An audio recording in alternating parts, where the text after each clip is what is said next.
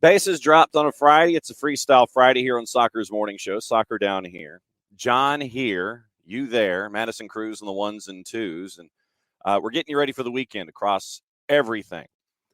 In the show today, you will hear from Ian Cameron, head coach of South Georgia Tormenta, as they get ready for their season opener against Central Valley Fuego in USL League One. Hour number 2, and maybe a little bit of hour number 1. We'll get you ready for everything because we got to talk about Atlanta United in the home opener. That's going to be the QOD. That's your question of the day when it comes to what you want, what you're thinking, all those kinds of things. I need your expectations going into the home opener other than hopefully staying as dry as possible. So we've got weekend Whiparound, patent pending, trademark coming sooner, hopefully, rather than later. That's going to be in hour number 2, previewing everything in Major League Soccer and previewing everything in all the other divisions. Remember yesterday we had Kaylor Hodges come on from the USL show, at the USL show. And we went through the street fight that we think the West is going to be. The East won't be any different in USL Championship. We've got USL League One. Like I said, we've got Ian Cameron. Sound from him as they get ready for Jermaine Jones and Central Valley Fuego. That should be worth the price of admission in and of itself. Jermaine Jones on the touchline. Over under on how many matches it's going to be before he gets carded. And I mean that in a yellow and a red sense. Tarjeta amarilla, tarjeta roja. That. We'll see what that is. I don't know if anyone knows what to expect from Jermaine Jones as a coach on the touchline. We'll find that out starting this weekend. Tormenta, Central Valley Fuego in USL League One. Like I said, we'll go over all the matchups, USL League One, USL Championship, Major League Soccer, all of that. That's an hour number 2. Hour number 1, we'll look back at last night. Couple of things happened, and we'll spend some time in the CONCACAF Hemispheric Extravaganza and go over what happened in a couple of locations, because a couple of locations had a couple of things go down, and we'll get into that. Also here in the early part of the show, we'll go over a little bit of housekeeping, obviously opening kickoff and all of that kind of stuff. So we'll get into all of that. I need to know what's on your mind as we head into the weekend. Bunch of different levels. And like I said, it could be Atlanta United. It could be Atlanta United and the women's national team in San Diego, hopefully playing in less rain and water than the slip and slide that they were in a couple days ago. So whatever's on your mind for the weekend, we'll finish up with gossip, rumor, and innuendo, what to watch, where to watch it, all that kind of stuff for Friday and a little bit of Saturday. We got to go over the announcer assignments for Major League Soccer as well. So we'll get into all of that. All right. Now, run the roll call here this morning. Morning, Ricky. Morning, Dell. Jordan. Morning. I will get to that. I'll get to that. And morning, Alex, because, all right, David, I'll give you 5 seconds. 5, 4, 3, 2, 1, because it's Friday. There it is. There it's done. All right. So now, David, you can come back and listen. All right. Come on back in. It's okay.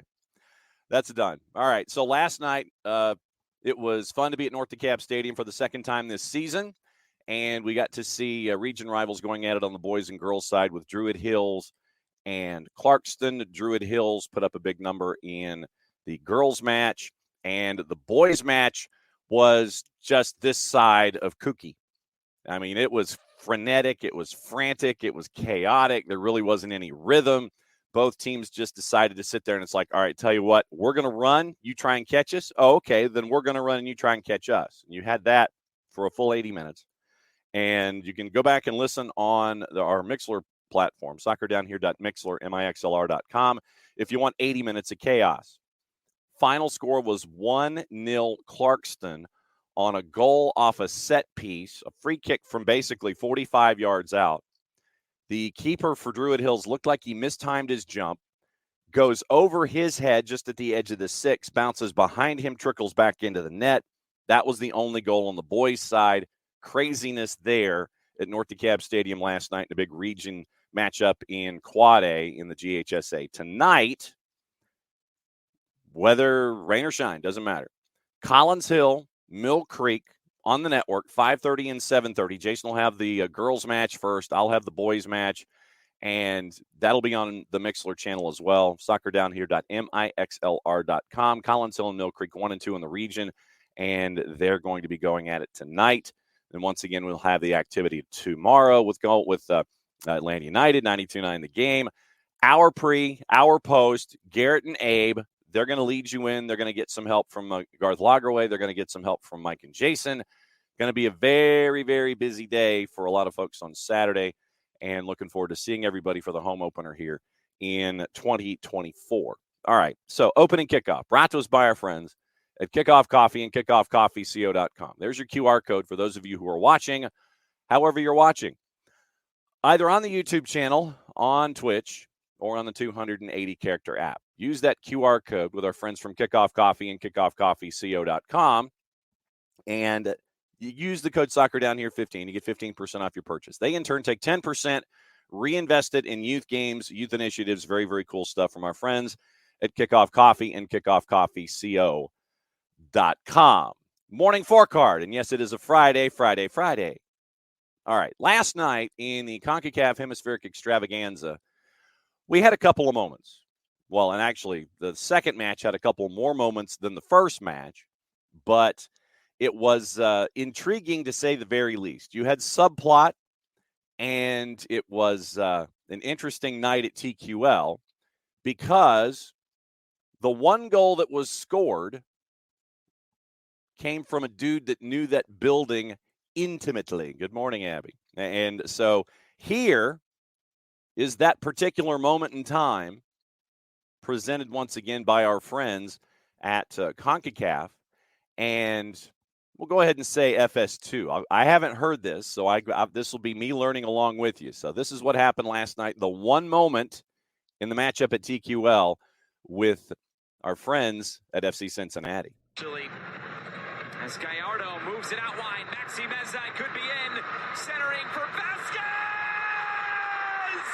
He's done it! He scored against his former club at TQL Stadium! There you go. So Brandon Vasquez gets the goal on the board. Joe Malfa on the call for CONCACAF and FS2. So Brandon Vasquez gets the goal for Monterrey in the 24th minute, and it held up. Monterrey 1-0 winners on the road. They got the road goal. They have the advantage going back home against FC Cincinnati. So 1-0 winners, Monterrey over FC Cincinnati. That was the early game last night in the CONCACAF Hemispheric Extravaganza. So now we go to the nightcap. And suffice to say that the nightcap was completely and totally off the rails. And I mean it was off the rails. I ain't kidding.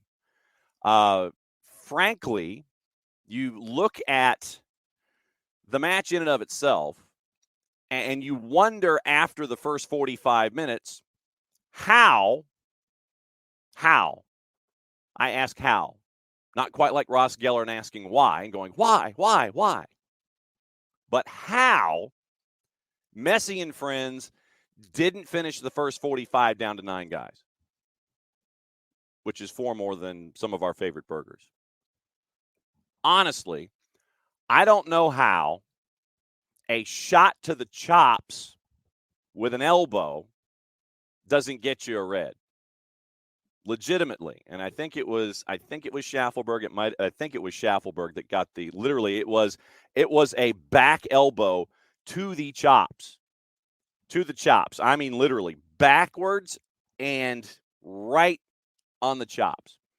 I don't know how that's, for a double negative that'll drive my mother crazy, I don't know how that's not a red. And then late in the half, and you have to really see it because I think it was Gomez.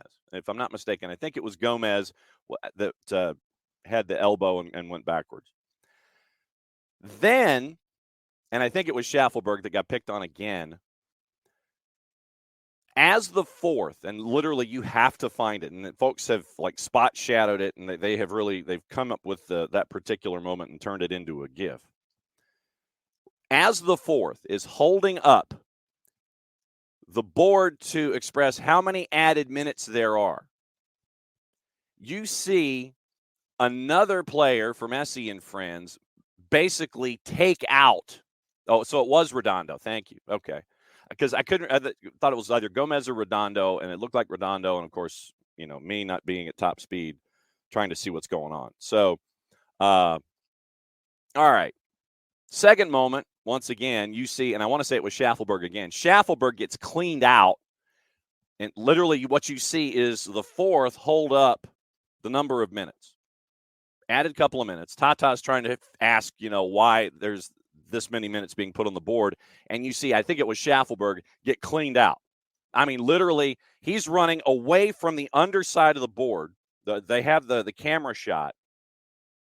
They have the camera shot going up, and you see the board, and it's being held up by the fourth. And then underneath the board, literally, and you look underneath the board, and you see it absolutely clean out Schaffelberg again. Two different dudes. And thank you for clarifying that it was Redondo, for those of you that watched it live. I don't know how those weren't two red cards. I really don't. I really don't know. So, Inter Miami ends up with 11 players. They were fine. But Nashville had scored and taken a lead. And how many times have we talked about Nashville and them having a lead and then not keeping said lead? Schaffelberg scored in the fourth. Then he scored again in the 47th. 2-0, you've got a lead. And then, I don't know what, once again, you step on Superman's cape, you spit in the wind, you don't pull the mask off of the Lone Ranger, and you don't mess around with Slim. Lionel Messi scored, made it 2-1. And I don't know, once again, how you don't get, for once again, another double negative, and I'm sorry that I'm driving people crazy about it this morning.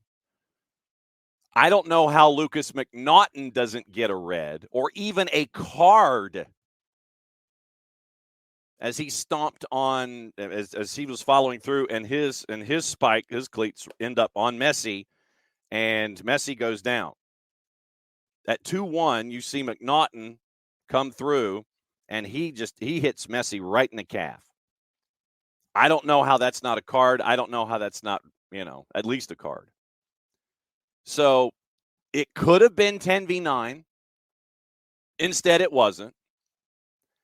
And then at 2-1, at 90 plus 5, at the absolute death of deaths, Luis Suarez, El Pistolero, 2-2. So the advantage that Nashville had, thanks to you, Jacob Schaffelberg, ends up at the end of the evening at 2-2, and they go back to South Florida next week to try and wrap this one up. Nashville had their chance. Nashville had their chance, and they didn't close the deal. Again. So you end up, so there you go. It was another night in CONCACAF, which I feel, I feel like that should be like one of those below-the-radar documentaries. Another night in CONCACAF, like one of those film noir kind of things that you would see when we were growing, like shoot it like in black and white, maybe like Casablanca. So some folks thought that Messi and friends should have been down 2 after the first 45. McNaughton should have got at least a card for popping Messi in the back of the calf. Didn't happen. And so opportunities were there for Nashville, and now they're going to have to try and accomplish it on the road next week. Good luck on that. So there you go.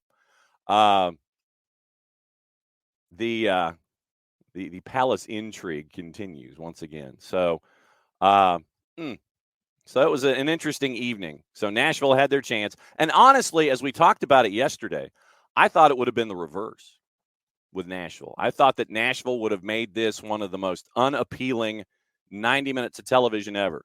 But when the defense for Messi and friends is what it is, and I'm looking at one individual in particular who is now right back,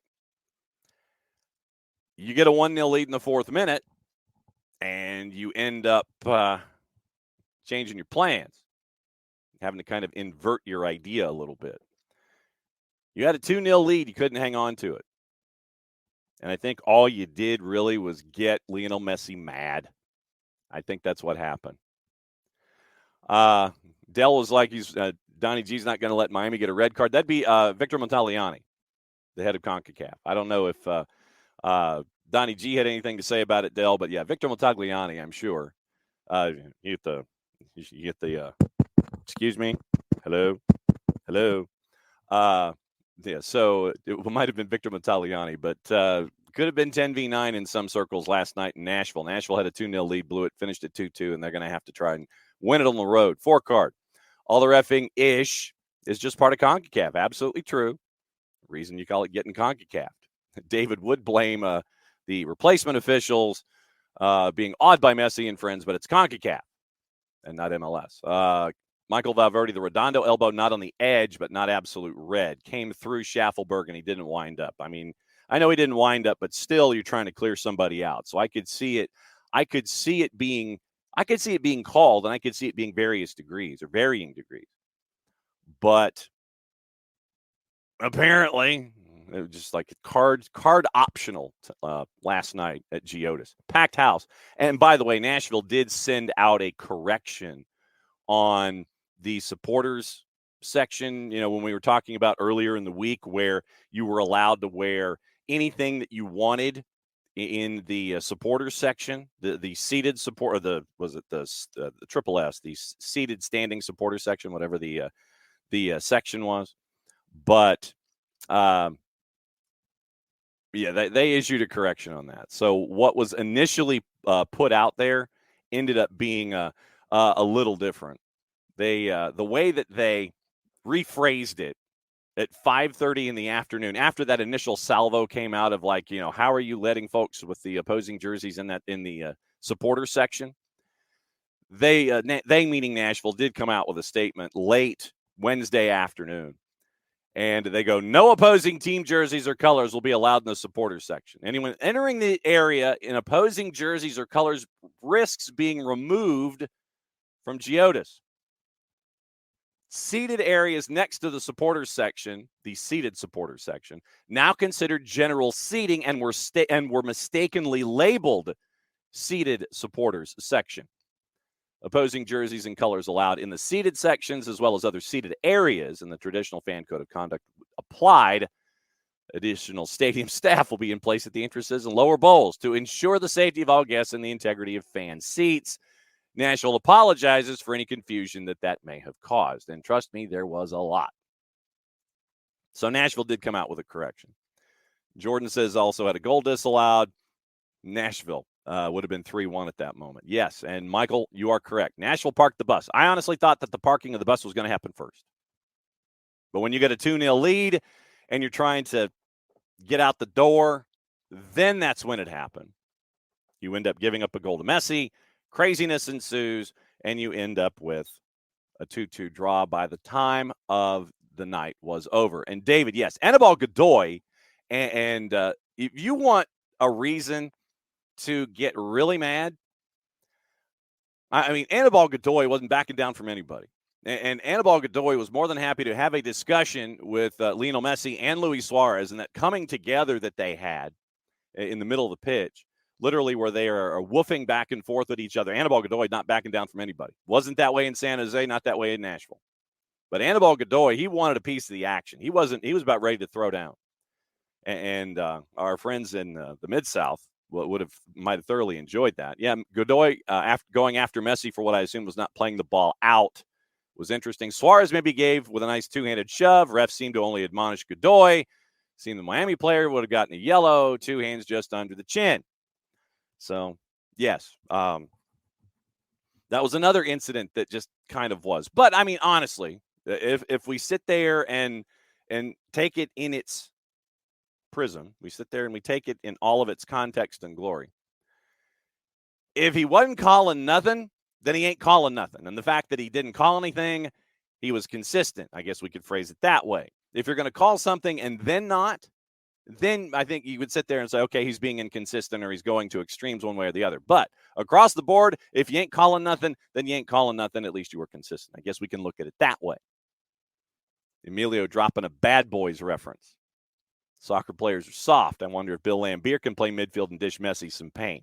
Bill would have to have caught Messi first, Emilio, and then Godoy and could you imagine Godoy and Laimbeer trying to track down Messi? Bill Laimbeer would have been running and chasing. There would not have been any unless it was like if you had say what Rodman and Laimbeer before Rodman went to the Bulls. You got to find somebody to stop his progress before you can sit there and try to clean him out. Any one-on-one coverage with Laimbeer and Messi's going to run rings around him and try to track him down, and it's going to be foolish, and you're going to look like you're chasing shadows, which you were. Yes, Emilio, you are correct. When doesn't Nashville not park the bus for another double negative this morning? Abby hated Bill Laimbeer, dirty player. Yes. Mm-hmm. Yeah. Laimbeer and the Bad Boys and Chuck Daly, no doubt about it. Yeah, like I said, Nashville, I think, inverted the way that we think that they were going to be doing things. It's you get a lead, then you park the bus instead of park the bus and try to get out with a draw. So the world flipped on Nashville, still ended up being a 2-2 draw. Pars. Did anyone else notice comments about Miles up until the Lennon interview yesterday weren't always completely positive? I know they like him, but do we think the dragged out contract negotiations maybe put a damper on his image in the locker room? Don't know.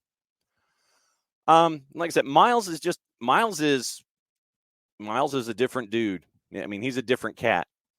And when it came to the contract and the offers for Miles, there's only so much you can do. If I'm not mistaken, the CBA only allotted for a player of Miles' status a 30% increase in salary maximum. I mean, you couldn't sit there and go, all right, fine, open the barn door and we're going to give him, $98 million a year. Couldn't quite do that because of how the CBA is structured. And so the end result of that was it was a high TAM offer, and it had been on the table, and Miles chose not to take the increase to be a high TAM. He wanted to go and try his wares in other places where he could get more than that. And it ends up with a 1+1 in Cincinnati. But inside the locker room, don't know.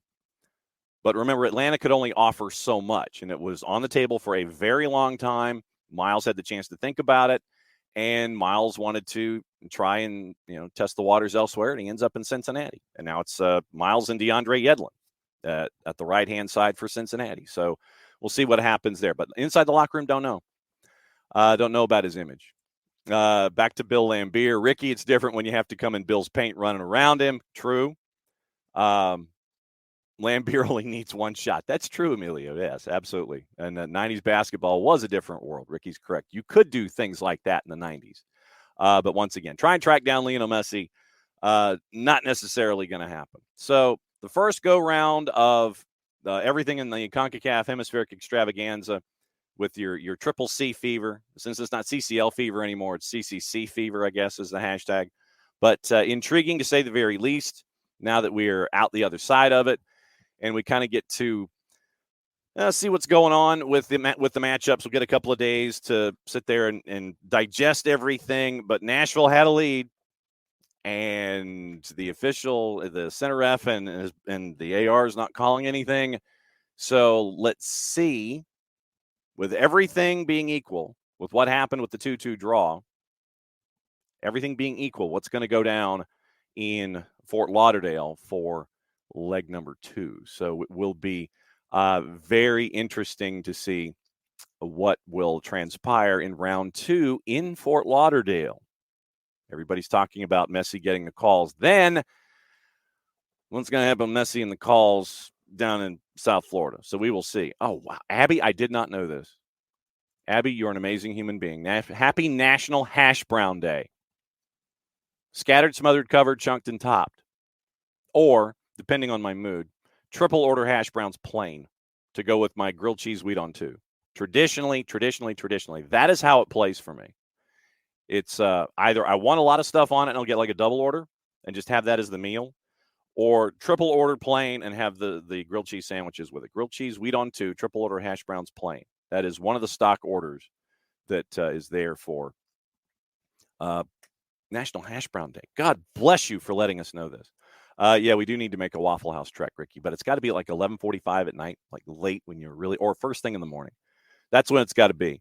Abby says if you're a member, in quotation marks, of Waffle House, you have a coupon for free hash browns with the order at the Wahoo.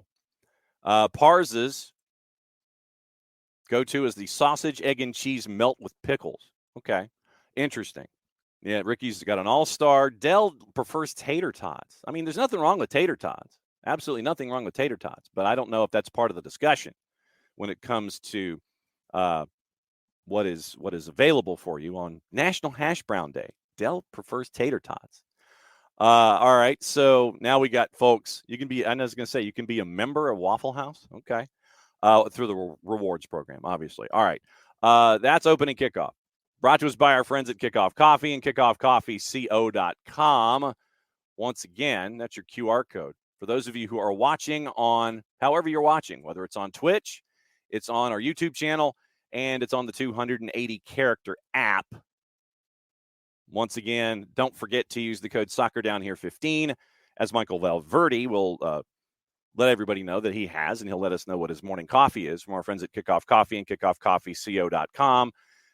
Use the code SoccerDownHere15 and get 15% off your purchase. They, in turn, take 10% reinvested into the youth game, youth initiatives that they have earmarked as being really cool stuff. So once again, Kickoff Coffee and kickoffcoffeeco.com. Also, housekeeping. All right. Once again, this is the scarf to help out the Marshall Islands Soccer Federation.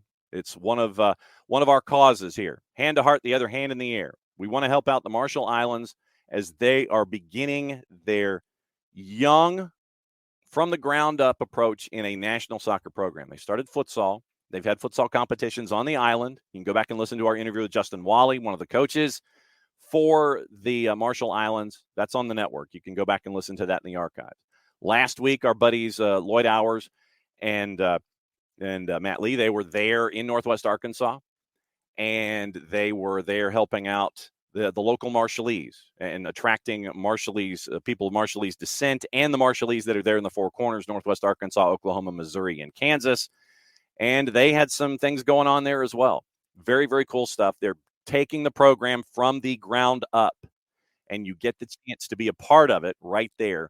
The Marshall Islands Soccer Federation, you can go to their website. They've got an app on the other side, and you can pick up the scarf. It's $32. If you want to help out the Marshall Islands Soccer Federation, you want to have Abby deliver it to you, you could do that. Or if you want us to just put it in the mail for you, it's an extra $5. So $32 to help out the Marshall Islands Soccer Federation, plus another $5 if you want it shipped. If you don't, Abby delivers it, and it's $32 to help out the Marshall Islands Soccer Federation. So there you go. That's your stuff. That's the early housekeeping as we get ready for opening weekends and things.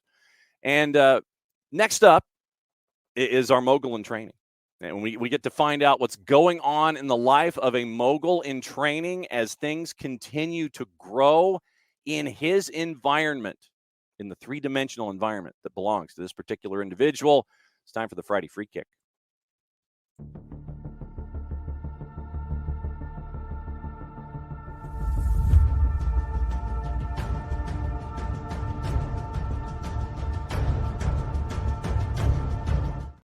And that means it's time for Michael Parkhurst to come and hang out with us. What's up, Cap? What's up, John? Thanks for playing that music just long enough for me to figure out the tangled headphone mess that I had. Hey, brother, that's what we're here for. You know me as being a human filibuster. I'm always good for those kinds of things. It's always fun. First question that I have for you, sir, has to do with the mogul in training that you are. You get the weekend. You get this weekend to watch everybody else in USL Championship. You are a week away that by the time that you will have circled back and caught up with us, you will have had your home opener, your franchise kickoff, the first match ever in club history for Rhode Island FC, 4 o'clock next Saturday afternoon. on the campus of Bryant University for those that wish to go and catch up with New Mexico United taking on Rhode Island FC. Are you, sir, nervous as we showcase the RIFC scarf here in the office? How nervous as a mogul are you a week away from the grand reveal?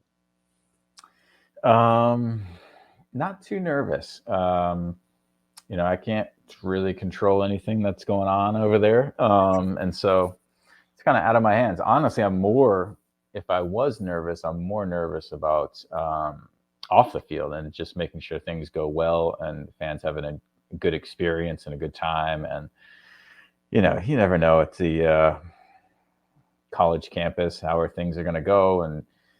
And so, yeah, just logistically hoping that everyone really enjoys their time, because Brett Johnson, our majority owner, he was obviously with Phoenix for a while, and he was talking about his experience for our home opener when they opened up their new stadium, and he said it was an absolute disaster, where like they were kicking off and half the stadium wasn't in the stadium yet, and it was just a really difficult time getting everyone parked and getting in the gates. And he said it was a real struggle. So we're trying to learn from those experiences and make sure everybody has a good time. I mean, what have you been able to learn about the behind the scenes stuff? I imagine it's a lot, but what's it been like for you as part of the hierarchy, part of the ownership group? What's it been like for you to learn about this side, the other side of things? You know about on the field, but what's it been like for you this entire process to learn about stuff off the field, and now you're a week away from the grand reveal?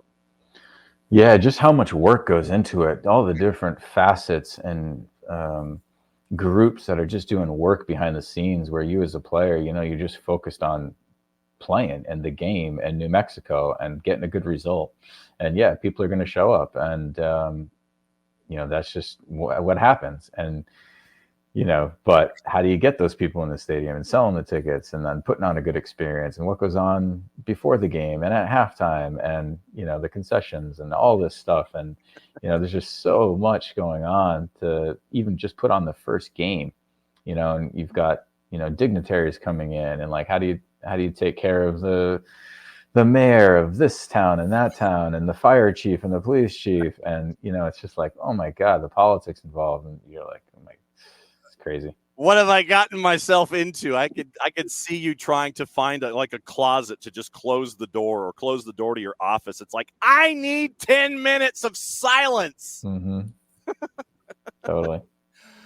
Oh man. But I'm looking forward to it. It's gonna be a great day. So are you going? Are you going to stay at home?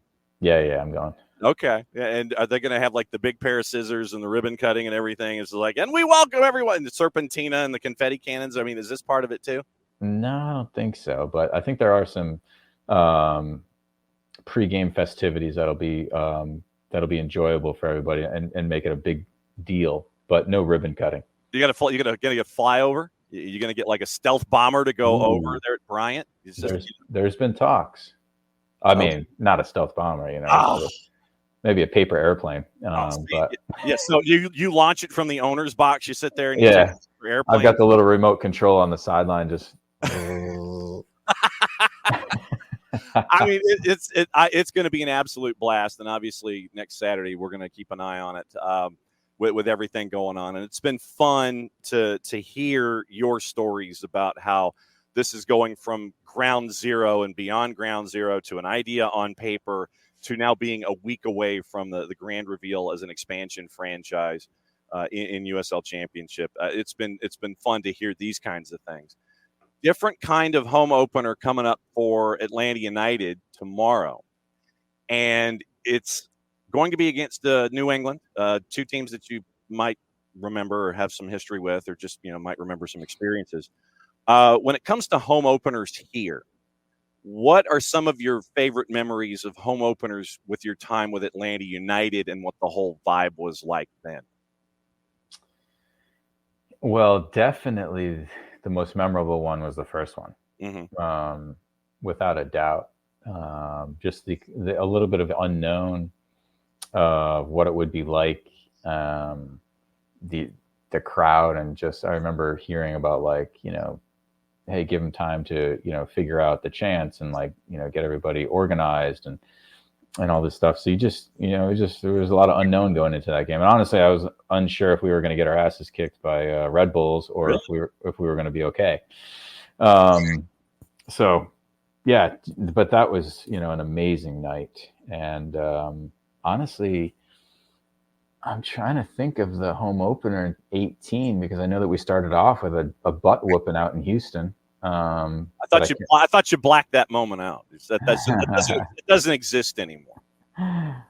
So I can't even remember what the home opener was for 2018, and I remember the home opener for 2019 because we won a championship, and I feel like there was a lot of booing after the game for our home opener of 2019.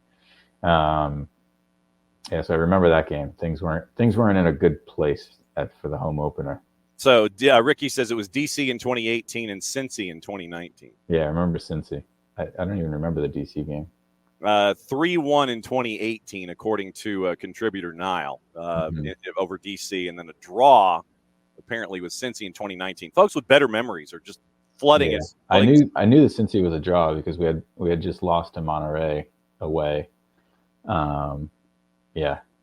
So I mean, it's all these flashbacks in here this morning. When it comes to your mentoring and when it comes to first impressions, do you get to have the conversations with your mentees about not just first impressions on the field, but first impressions off the field? The etiquette things that we all learned when we were growing up about shaking hands, eye contact, all of those kinds of things, the yes or no, sir, all of the manners and things like that. Do you get to deal with these conversations about first impressions on and off the field at all? Absolutely.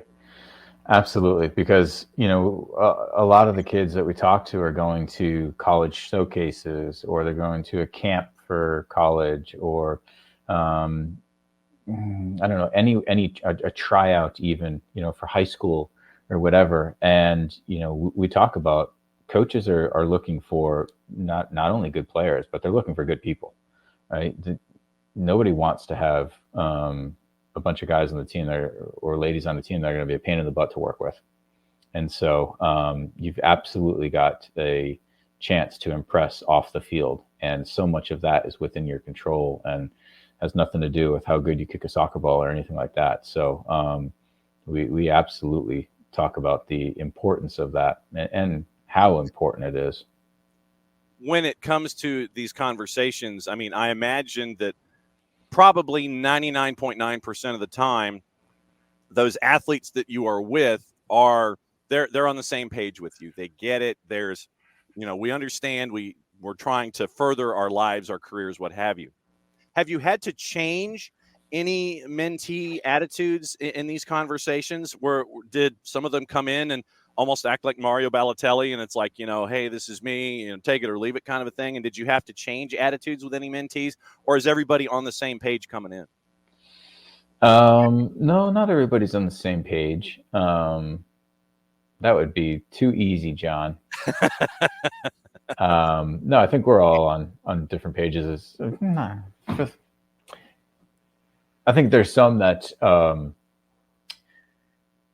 don't understand how important that is or how big of an impact that can have, whether they are on that path or not on that path. And so that's important. But then also there's just some that need a little bit of an attitude adjustment to make sure that doesn't take away from their soccer skills, right? Maybe it's not going to be an outlier as far as like, hey, that's going to be your go-to, like, hey, this is a great player or a great person rather.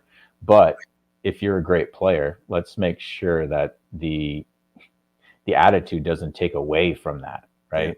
So that's important because we've had some of those as well. Yeah, and I mean, and that's the reason that I ask is this question, because when you have those that may not understand the full picture and you're starting to lay the evidence out for them, and they finally understand, okay, there's something larger at play here, and this can help me out, not just when I'm an athlete, but after my athletic career is over, when I'm out there in the real world, building buildings or, doing whatever with the rest of my life, that this isn't just something that is meant for sports. It is meant for the remainder of your life, and it will help you out in all other aspects when your playing days are through. If that's 16, 22, 24, or 30, this is something that contributes to a larger picture here.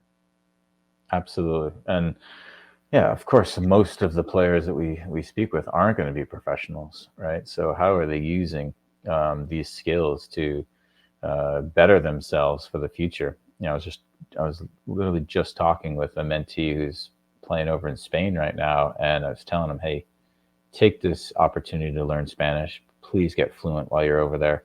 So because when we're hiring for Rhode Island, like, we want bilingual people in our building, right? It's so important. And it can separate yourself. Obviously, I wish I had spoke Spanish when I was playing with Atlanta United, right? It would have been so helpful. So it's a big regret of mine. So whether you play soccer or you don't, right? Learn Spanish. It'll set yourself apart.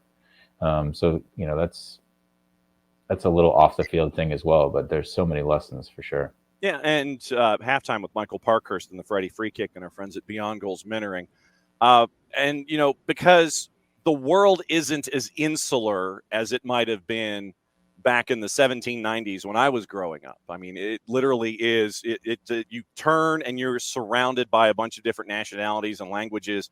And the more that we learn about each other, I think obviously the better off I think we all can be, because then we get that additional perspective of where someone's coming from. It's almost like, if you want to call it an interactive defensive driving course for conversation and for growth. It's like, okay, I understand where this person's coming from now. Oh, I get that now because of this. And so you get to add the context of all of the growth from all the different places around the planet where you're going to be interacting with folks. Like you said with Rhode Island FC, being bilingual, being trilingual or multilingual is going to help you out in understanding where these folks are coming from. And I don't know if this is a generational thing or not, but I don't know where the generations are about willingness to understand others and be accepting in these conversations. When you interact, when it comes to, are there generational disconnects, or do the younger athletes and student athletes and individuals get it? Do they understand the idea of the three-dimensional approach and understanding where folks come from? Older people, what's the generational rundown from your interaction? I think so. Sometimes it's difficult to understand, right? Are they just nodding their head and saying yes, and or they understand it but don't believe it. So I don't know. But I think that most of the kids are kind of open and, understand, like, hey, that whether I do or don't continue to play at a higher level, like, I can still take a lot of these skills and see how it relates to things off the field as well. If you weren't who you are, and you, after your time at Wake Forest, it's like, okay, I'm hanging up my boots. I'm done. I had a great career up through college. I've got to go focus on other things. If you weren't a professional footballer, what do you think you would have been growing up? Growing older. I'll say growing older, not growing up, because if we grow up, we're in trouble. If you'd hung up your boots after college, what do you think you would have done otherwise? It's a good question, John, and I've been asked before, and I don't know. I was very focused on one thing. And so, some of the things I tell my mentees are like, hey, this is what I did, but this is what I tell my mentees to do in this situation. And sometimes it's not the same. So I don't know. I was mildly interested in, like, how the body works and kind of like the PT aspect of things. So that's what I had wanted to study in college, but that wasn't possible in order for me to leave college early and still graduate from Wake. There's too many labs and things that I needed to be in person. I can relate there, brother, right there. So that didn't work out for me, but I think probably in that sphere. Okay. When it comes to taking care of their bodies and understanding what they need to do to navigate the day in and day out, do your mentees Do they get it? Do they still want to run 100,000 miles an hour every single day and not have a, just like, we'll pay the piper later? When it comes to them and their navigating of how they get through their days and get through their competitions and are ready, do they understand the idea of dialing it back like you did as a pro, or is it still just, bar the door and I'm going to run until I can't run anymore?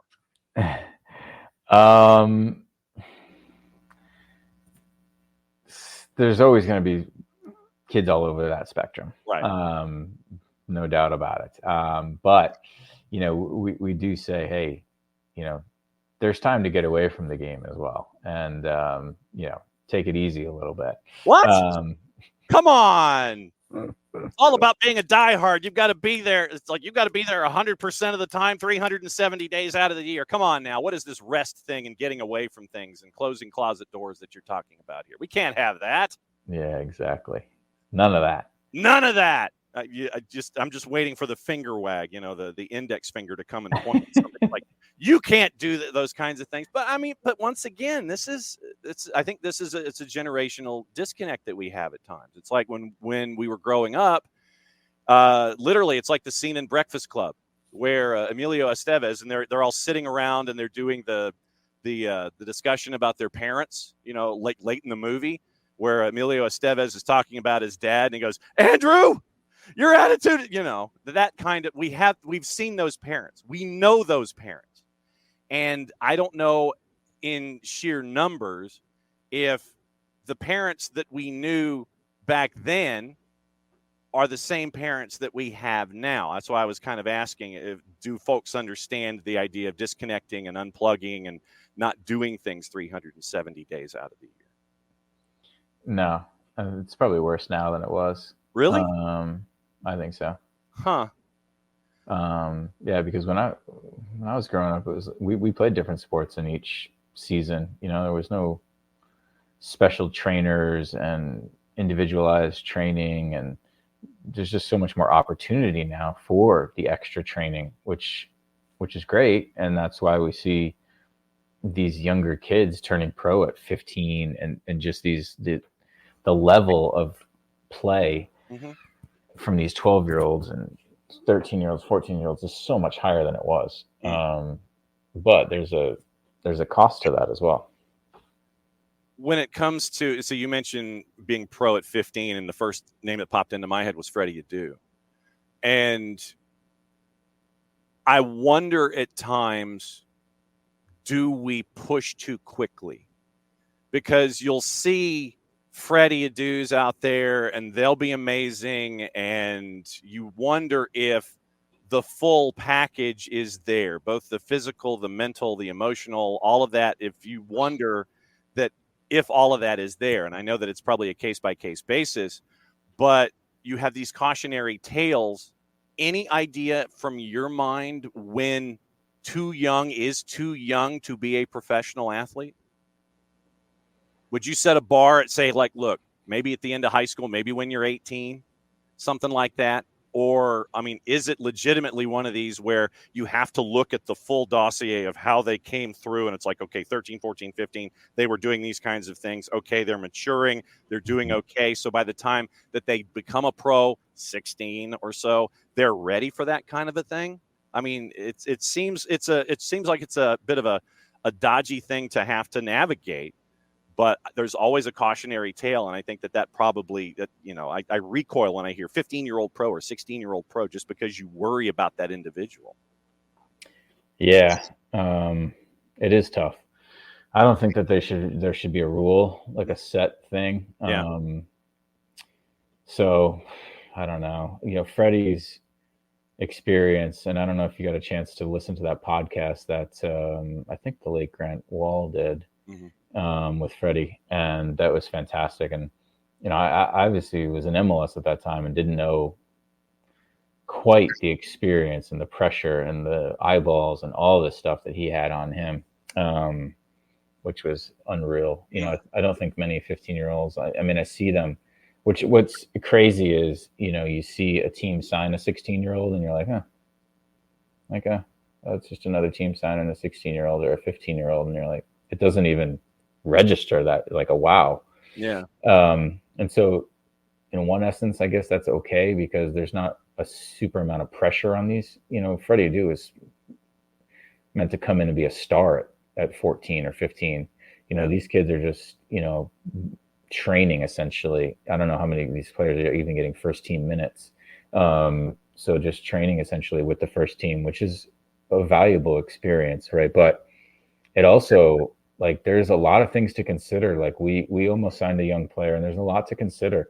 Like, who are they living with, and what happens when they're on the road, and do they have their own room? Are they with another player? And like, what happens when the other guys go out for a drink? And there's just so much that goes into it, and because you don't want these kids to grow up that fast, but there's also a maturation thing and like a fatherly, like, family type thing that you have to look after these guys too. Yeah. So the club really needs to be set up in a good spot to really support these players.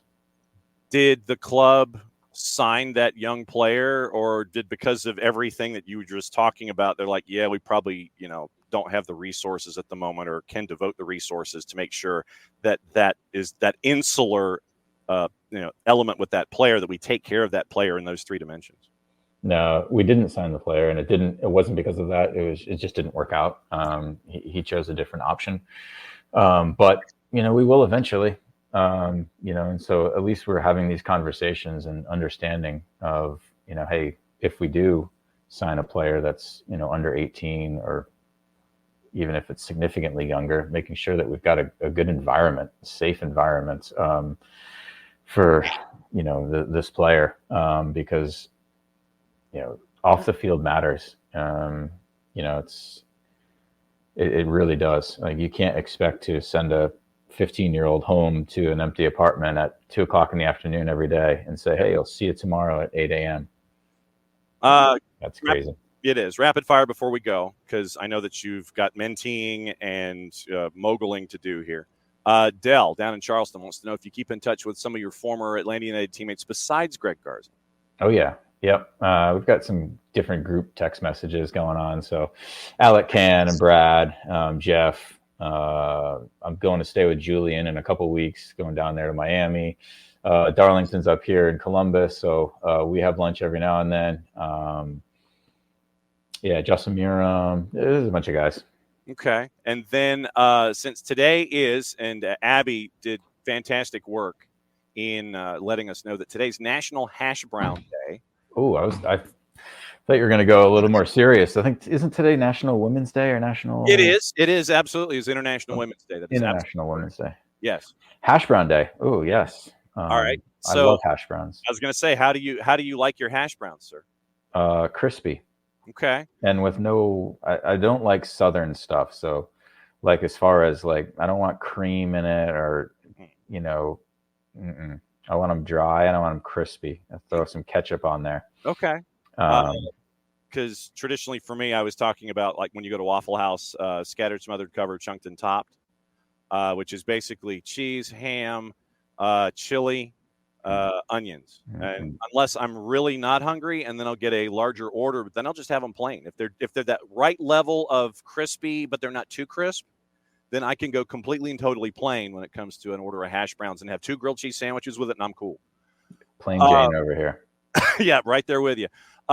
Folks, Dell also wants to know, and David, if he's in Tampa for the Rowdies Rhode Island game, is there a section for the road supporters where they can create chaos as well? Do you know? I love it. I don't know, honestly. I would assume so, but I don't know. It's one of the things that I haven't thought about yet, actually. See, you hang out here and you get all of these completely and totally random questions having to do with being a mogul. Parzival asks, Lorenowitz actually sends texts and doesn't send carrier pigeons? Believe it or not, he can operate a telefono. Yep, so he does send a text message every now and then. Wow, and as you would imagine, always some dry humor in there. No. Big Red and dry humor, that never happened. Dell also is asking, does Rhode Island have any different concessions because of the location and culture? How is Bryant University going to help you out with concessions here? Yeah. Do you get like, do you get some chowder? Perhaps. I don't know. It's a good question if there's going to be chatter. So the concessions at Bryant is a disaster. So we've got a bunch of food trucks that are going to be there. So yes, definitely local flavor of a variety of different food trucks. And then at the stadium, we will have for sure a lot of local flavor.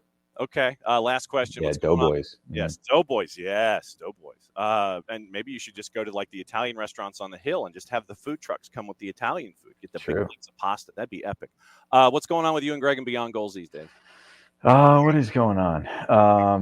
I don't know. We still speaking of some high schools, which is great. We talked to Riverside women's teams yesterday, 2 days ago.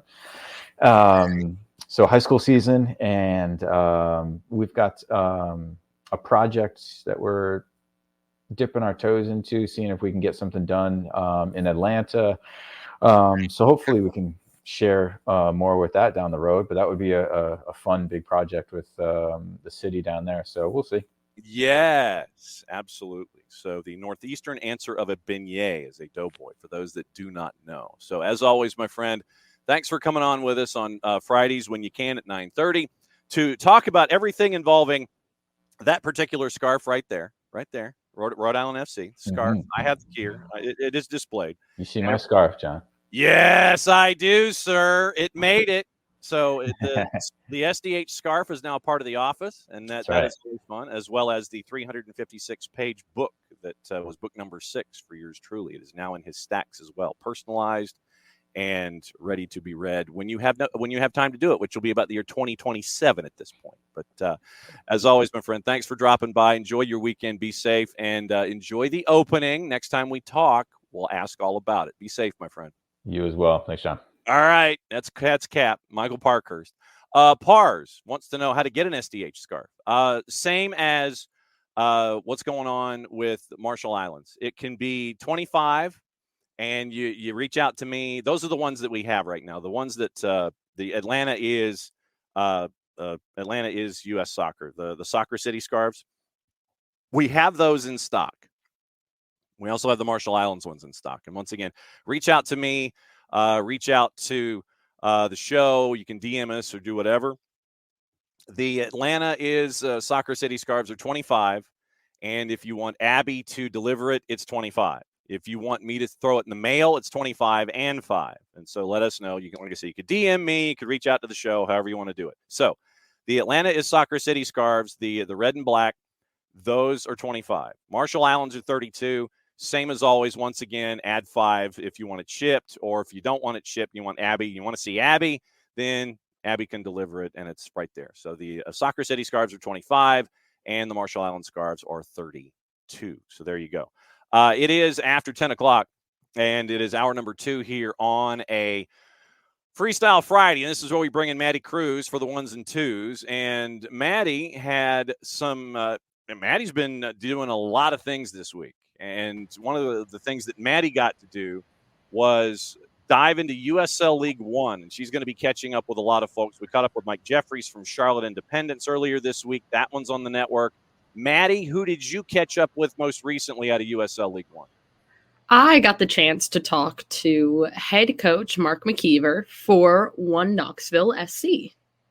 And One Knox is in their second season of existence in USL League One. And so without giving away a whole lot of state secrets, what were some of the takeaways that you had in the interview with McKeever finding out about One Knox in year 2?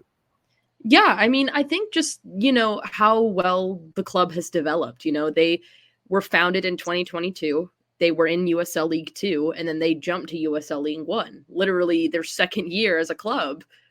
And, he's been there for the beginning. And so we talked a lot about just that development and how to develop a club like that. And, obviously we talked about last season and how, it wasn't the best thing that they wanted to start out with. But one thing that I really did like, though, is he told me that, they're not going to really focus on the end product. They're focusing a lot on the journey and how they are going to develop themselves throughout this season. So I'm really excited to see what they do. And also love the Sunsphere kit. Love it. The Sunsphere kit is very strong, and they've released that out for 2024. And Maddie's getting messages from folks because folks want to catch up with her. Also, One Knox, their season opener is on the road at Charlotte, not this weekend, but next. So you can listen to the interview with Mike Jeffries. You can listen to the interview with Mark McKeever, find out about both of those clubs as they get the week off. Someone who does not get the week off is South Georgia Tormenta. They are going to be going up against Central Valley Fuego Saturday night, 7:30 at Tormenta Stadium. And Ian Cameron, the head coach of South Georgia Tormenta, was getting all of the questions, getting ready for everything. And this matchup, match one, they are one of the 3 matchups in USL League One that's going to kick off the season, all 3 on Saturday, all 3 in the Eastern time zone. So here's a little bit of Ian Cameron from his conversation about getting ready for Central Valley Fuego. Once again, thanks to our friends at South Georgia Tormenta for letting us hear it. There's always a kind of slight sense of relief once you get to the build-up of the opening game. Pre-season's incredibly important, incredibly helpful, but there's an edge that real competition gives you. And you can see that in training this week. There's been an extra focus, an extra burst of energy. The sessions have been crisper. So I think it's just general excitement that's the overwhelming feeling of the group to get going and have the first real competitive outfit, and we're certainly looking forward to it. Perfect. And what are some of your expectations facing an almost entirely new squad from Fuego? I think there's going to be a lot of new faces on either side. You know, we don't return tons of players. I think we retained 4 or 5 players from last season. They, it's well documented that they returned 4 players from their squad. And so you're going to have 2 new groups. Obviously, consistency in our coaching staff, so maybe a little bit more consistency in game model on the Tormenta side than the Fuego side.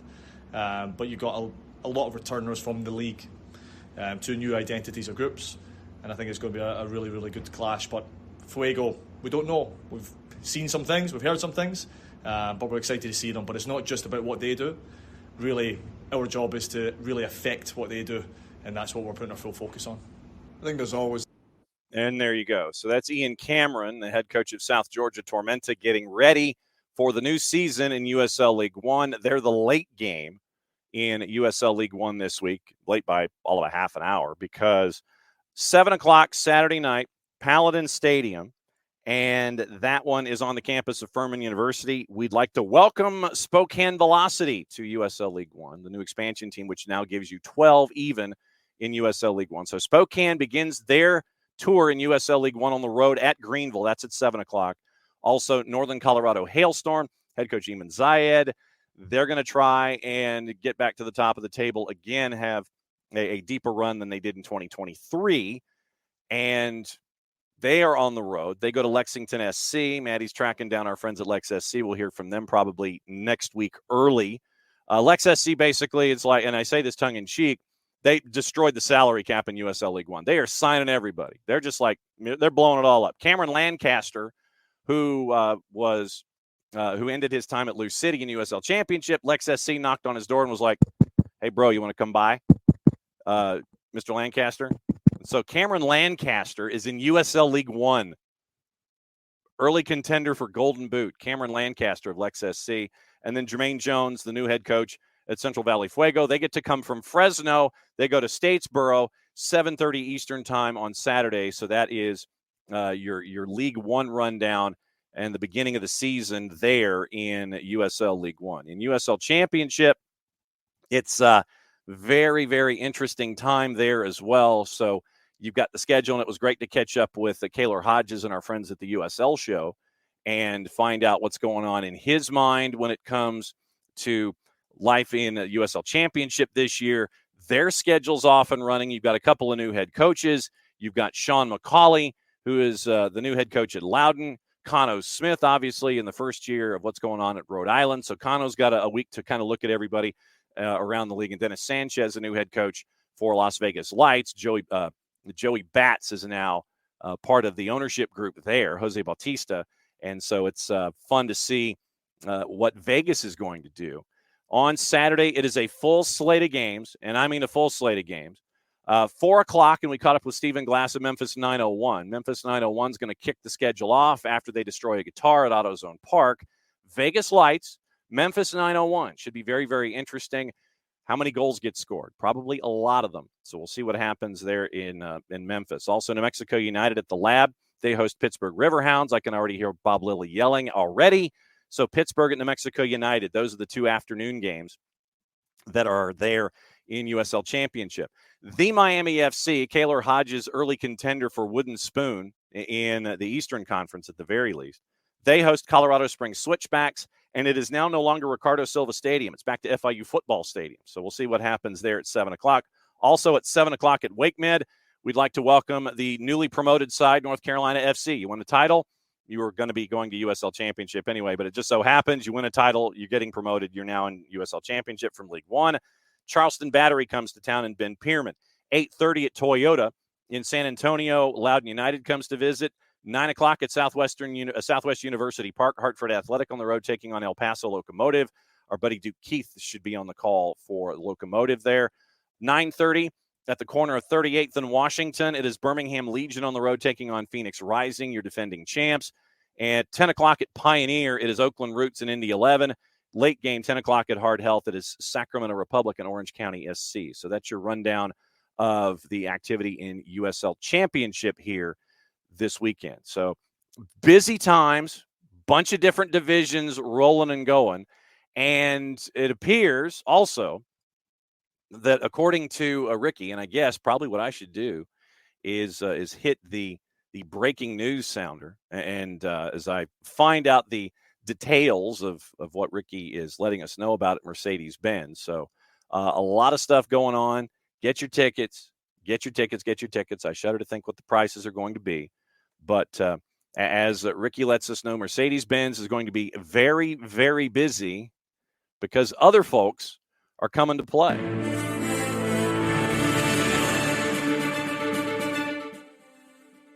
Chelsea, July 31st. And Club America. Chelsea and Club America. Ooh. Part of Chelsea's tour. And last year, you'll remember that the Premier League, they had their tour. It was through a couple of different places. But late in the summer, July 31st, before everything kicks back up in earnest, Chelsea and Club America at Mercedes-Benz Stadium. So that is intriguing. And quoting Carlita, that's cool. So Chelsea and Club America, they are going to be dropping by Mercedes-Benz Stadium on July 31st. So Merry Christmas and a Happy New Year to those of you who like to celebrate these kinds of things. So PARS, we do have a bit of an update on Pro and PSRA. We'll get into that coming up in just a little bit. Let's see. Ricky said 22 video reviews in the first 2 weeks this season. There were only 2 last season. We'll get into the dynamic there if you want. There's context, and you know that folks are going to be saying things that will lean toward their own personal opinions in matters. And once again, in labor disputes, this is no different. So you're going to see something like that. But I would posit in return, how many of the video reviews got it right? I would imagine 20 or 21 of the 22. And I know that there were a couple of omissions that have not been, that were not turned into VAR incidents. But I would say that I would rather have the care taken, add a minute or 2 on the clock, have a quick VAR review, and then get things moving than have it be horrendously wrong. And I would also posit and put to the floor that as much as we continue to look at what happened with center refs and ARs and VAR and things like that in these first 2 weeks of the season, I would hope that we continue to be just as vigilant. And I'll say when the labor dispute is over, let's continue to be just as vigilant and take the numbers down just as much and keep track when the officials that are not working that we're used to seeing get back to work. Let's continue to be just as vigilant and compare the numbers, but with VAR numbers that were posted by the particular agency. They said 22 versus 2. That's fine. I would rather they take more care than be just willy-nilly and go, yeah, okay, we're not going to let that go. Be like what happened last night in Nashville. I would rather they take the care, get the call right, and move on than sit there and say, okay, well, there were 20 more calls. Okay, but were they all correct by the end of the review? Was the correct result there on the field through the review process? let's be just as vigilant when the labor dispute is over when it comes to the guys that we're used to seeing. That's all I'm going to say about it. Basically, be even Steven with your eyeglasses when it comes to these kinds of things. No, you hit the nail on the head with that one. I mean, literally, like, that's all we want is we just want for there to be this, not consistency, but we want there to be this care when it comes to making those calls. And you have the technology, so use it. If you don't know if a call's correct or not, and you've someone in your ear being like, hey, you should go check that out, go check it out. It's like, I never understood why they didn't utilize the VAR technology, and I'm glad that they're using it now. And I know that it eats up time, and I know that there's this thing, but I mean, I'd rather them get a call right than have them not get a call right and not call it, and then it costs the game. Mm-hmm. Yeah. So keep just once again, like I said, just be just as vigilant with your stat keeping when the labor dispute is over, as we are traditionally on Mondays. Be just as vigilant when the guys come back that we're used to seeing, in addition to what you're seeing now when it comes to getting the call right and to all those numbers. Abby, with an update. Tailgate for now, back to the same lot as last year, back in that corner. Tried very hard to change the lot, excited about it. 11th hour, the lot owner where we were going to move decided to add a clause no one could agree to, able to get back into the former lot. So for now, at least for the next 2 games, we will be there. And yes, they did try. Andy King out in the West Coast. Does the Sunsphere kit come with a free wig? A Simpsons reference. I don't know. If it did, that'd be pretty sweet. I mean, maybe season ticket holders would get the free wig to go with it. It's so we'll see what happens there. But yeah, the Sunsphere kit is pretty sweet. The continuing discussion about the new lot, which is the old lot. So same as it ever was. There you go. David ran into the Flags Out van in Little 5. Waved to the driver sitting in the old Zesto parking lot. Man, Zestos. Their peach shake and their crinkle fries. Oh, my goodness. And the burgers. I miss Zestos. Dropped flags in his car. David got extra flags. An extra one if anyone in Midtown, downtown, or Decatur wants a new free flag. So David's got flags, people. Or a flag. David can give flags to you, Midtown, downtown, Decatur. So there you go. All right, tickets go on sale Wednesday for Chelsea and Club America. Thank you, Ricky, for that. Pars is coming from the same me that says if it takes longer than a minute, you're looking for something. Absolutely. It is. Pars, I know. Actually, 2. It's 2 to 2.5 for me. If you're looking for a long time. But these VAR, and what I'd also like, Pars, is to see what the timing is when it comes to rendering a decision. Because I can't think of a whole lot where it's gone past my 2 to 2.5 minute moratorium for looking for something. But like I said, I mean, it's a lot of these times from what I've been able to gather, it's a buzz down. They look at it quick. They're done. It's not sitting there and staring at it and going, okay, or we're going to, it's not like down and to the left, like the Seinfeld episode. It's not like looking for the magic loogie. It literally is, from what I've been able to glean so far.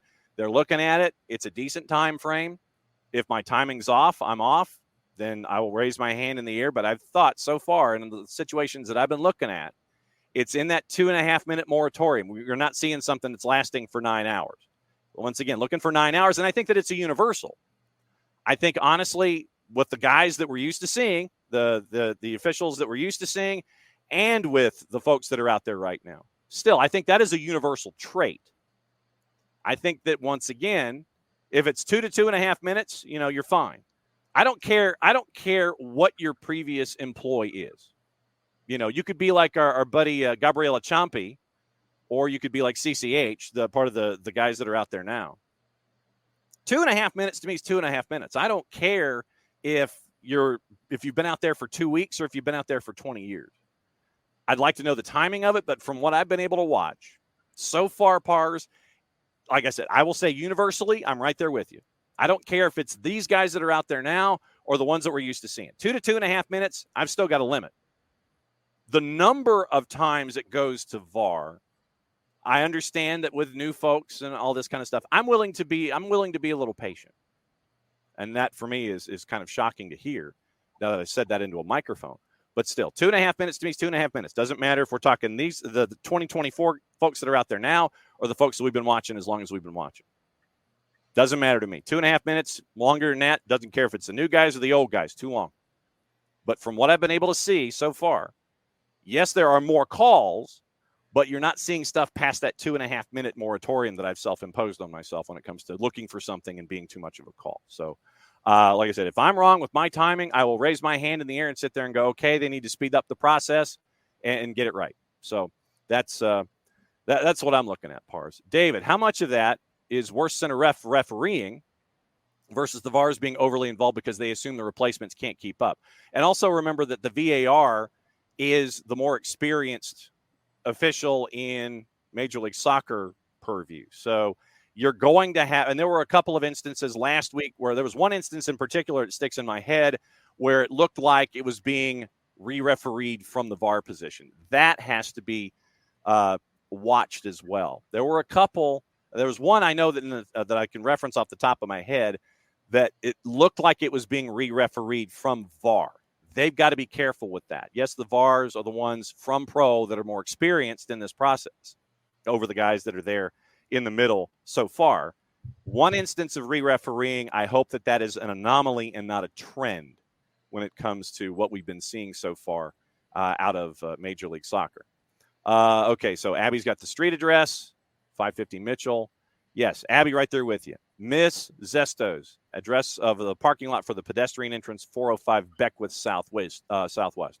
Morning, Hutch. Buenos morning. All right, so it is that time at 10:20 where we go through all the matchups, go through all the juice boxes, and get you ready for the weekend that will be in Major League Soccer. And this is the fun part. It's the weekend whip-around, patent pending, trademark coming sooner, hopefully, rather than later. As we go, I want you guys to let me know what you're looking for this weekend with Atlanta United and New England Revolution. I want to know what's on your mind. I want to know your concerns. I want to know your strengths. I want to know what you're concerned about. I want to know what you're looking forward to. And I hope that camaraderie and being there with one another inside Mercedes-Benz or in the SG lot is a part of that discussion. So your question of the day is multi-part. Coming up with Atlanta United and New England, what are you looking for on the field, off the field? Who's in your spot shadow? Who are you looking for? I know that you want Atlanta United's defense to pin down Carlos Heel. He signed a new contract yesterday. He's going to be there through 26 with an option for 27. So give me your concerns. The doctor is in. Drop the nickel in the coffee cup. Let's go for the other 40 minutes when it comes to Atlanta United and with New England Revolution. So we've also I'll go through the announcers with our friends from Major League Soccer and who you get to watch and when you're not going to be watching Atlanta United. So we've got all of the things that are going on right now when it comes to match week number 3, and Atlanta getting ready for the Revs. So always fun. Yes, no doubt about it. Always fun. And I'm trying to find the announcers. Here we go. All right, so we have our announcer assignments. We'll get into juice boxes here in a sec. 2:00, it is NYC in Portland. It's Tony Husband, Ross Smith.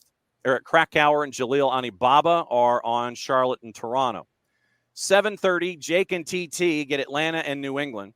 Neil Sika, Lloyd Sam are in Columbus for Chicago and Columbus. Callum and Kalen are with the FC Dallas and Red Bulls. Nate Bacady and Devin Kerr have Orlando and the Loons. 7:30, Kanji Man, Steve Cangelosi, Danny Higginbotham. They're in Philly for Seattle and Philly. 8:30, Max and Dunny are in Austin for All Caps in Austin. Keith and Mo are in RSL. We'll see if they get the redo of the weather like Max and Dunny did. Is it snow round 2, Snowmageddon? Keith and Mo, Colorado at RSL. 10:30, Rodolfo Landeros and Mariano Trujillo get to LAFC and Sporting. Rogo and Heath Pierce get San Jose hosting Vancouver. Sunday afternoon, Tyler Terrens and Kindred St. Aubin are in Cincinnati for DC United and FC Cincinnati. Tyler, by the way, is the now proud owner of a wrist brace because on Monday and Tuesday, now that he has turned 30, if you follow him on social media, he goes out and plays golf on Monday and Tuesday. Played golf on Monday and Tuesday. Everything was fine. Wednesday, he couldn't pick up anything off of a table.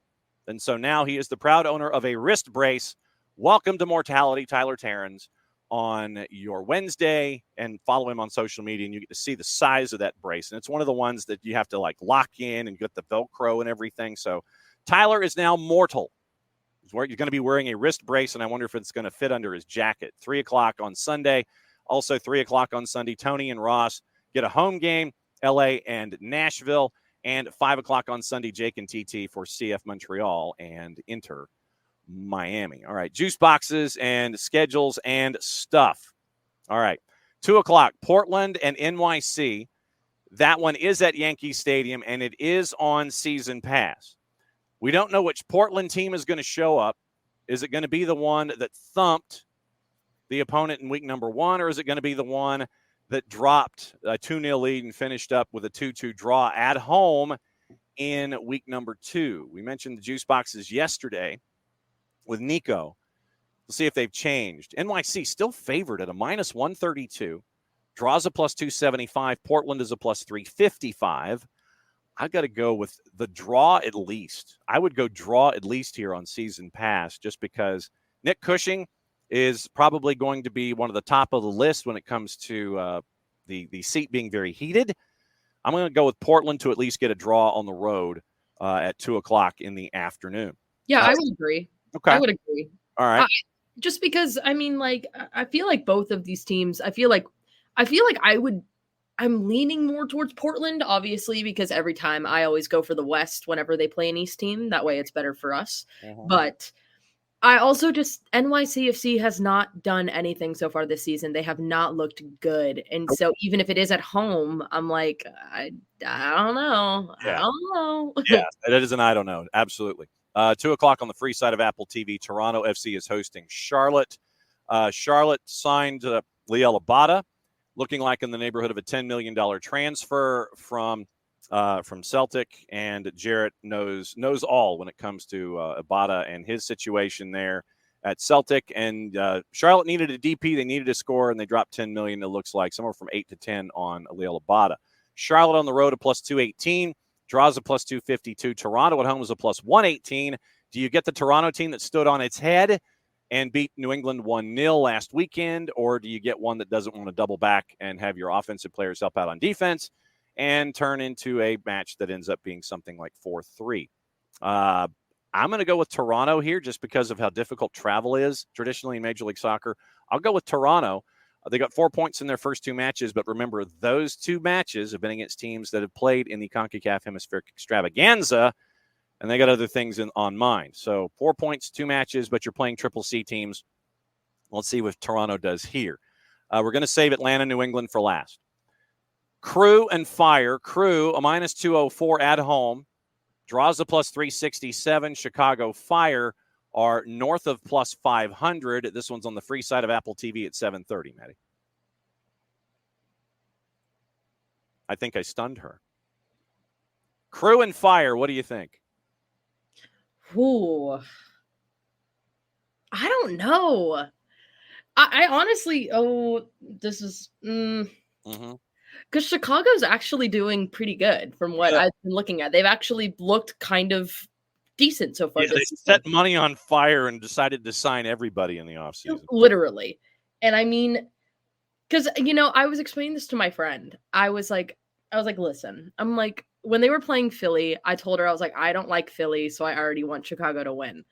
But I also was saying, I was like, Chicago's actually playing well. And she's like, is this surprising? I'm like, yeah, kind of. I'm like, Chicago's kind of like the team that you expect to not be the best, but then they'll like come out randomly at certain games and just blow everyone out of the water. I think I'm vividly remembering the game where they beat us like 5-0. And I don't want to talk about that game. Anyway. I'm surprised that you didn't black that one out. See, I try to, but when it's a 5-0 loss to Chicago, it's kind of hard to forget. True. I understand. But I think I'm going Columbus still. I think Columbus is hot right now, and I don't see them slowing down anytime soon. So I'm going to go Columbus. Yeah, I think Columbus is probably the play here going forward. Also at 7:30 on Season Pass, it is Red Bulls and FC Dallas. And Red Bulls a minus 156 with Emil Forsberg, who is going to be a problem here in Major League Soccer. Draws a plus 276, FC Dallas north of plus 450. I'm going Red Bulls here. Yeah, I'm going Red Bulls too.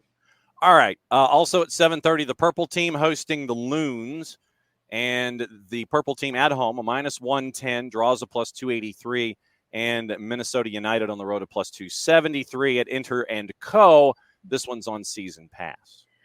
This one is tricky because I think Minnesota's probably coming off this, thing of like we just we tied Columbus Crew. They're, coming off this sort of high. Forgive me if I'm wrong. Their new head coach is coming in.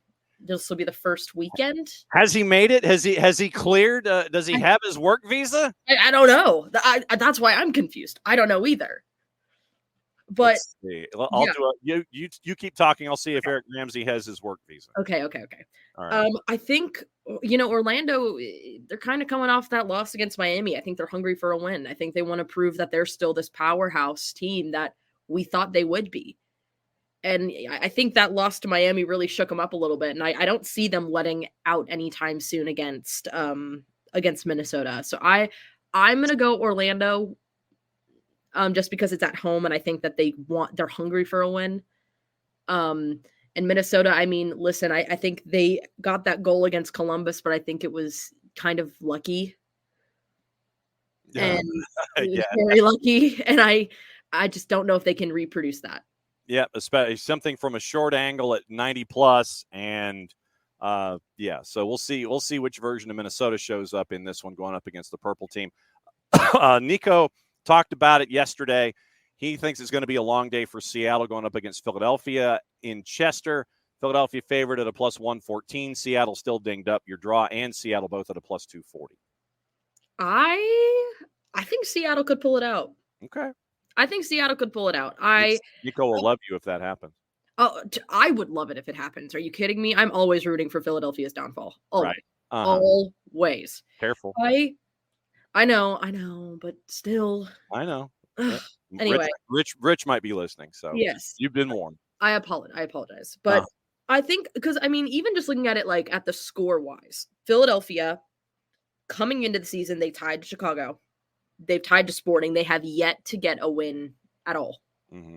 They haven't had any sort of thing. They always have this issue where they'll come up, they'll score, and then the other team will score again. Then they lead, and then the other team scores again. They just cannot defend in that back. They cannot hold a lead. And I think the Sounders want to come in and they want to prove something. Now, I think the challenge will be if it is in Philly, that might be an issue. Mm-hmm. Yeah, it's at Subaru Park in Chester. Yeah, I think that might be a bit of an issue because Philly is pretty good there. But again, they tied to Chicago and they were at home. Yep, and they're balancing CONCACAF as well. So absolutely, and I think that's definitely going to be an issue. And I probably tired legs. They ended with a 0-0 tie in CONCACAF too. I don't know. I think it could go either way. I'm rooting for the Sounders though.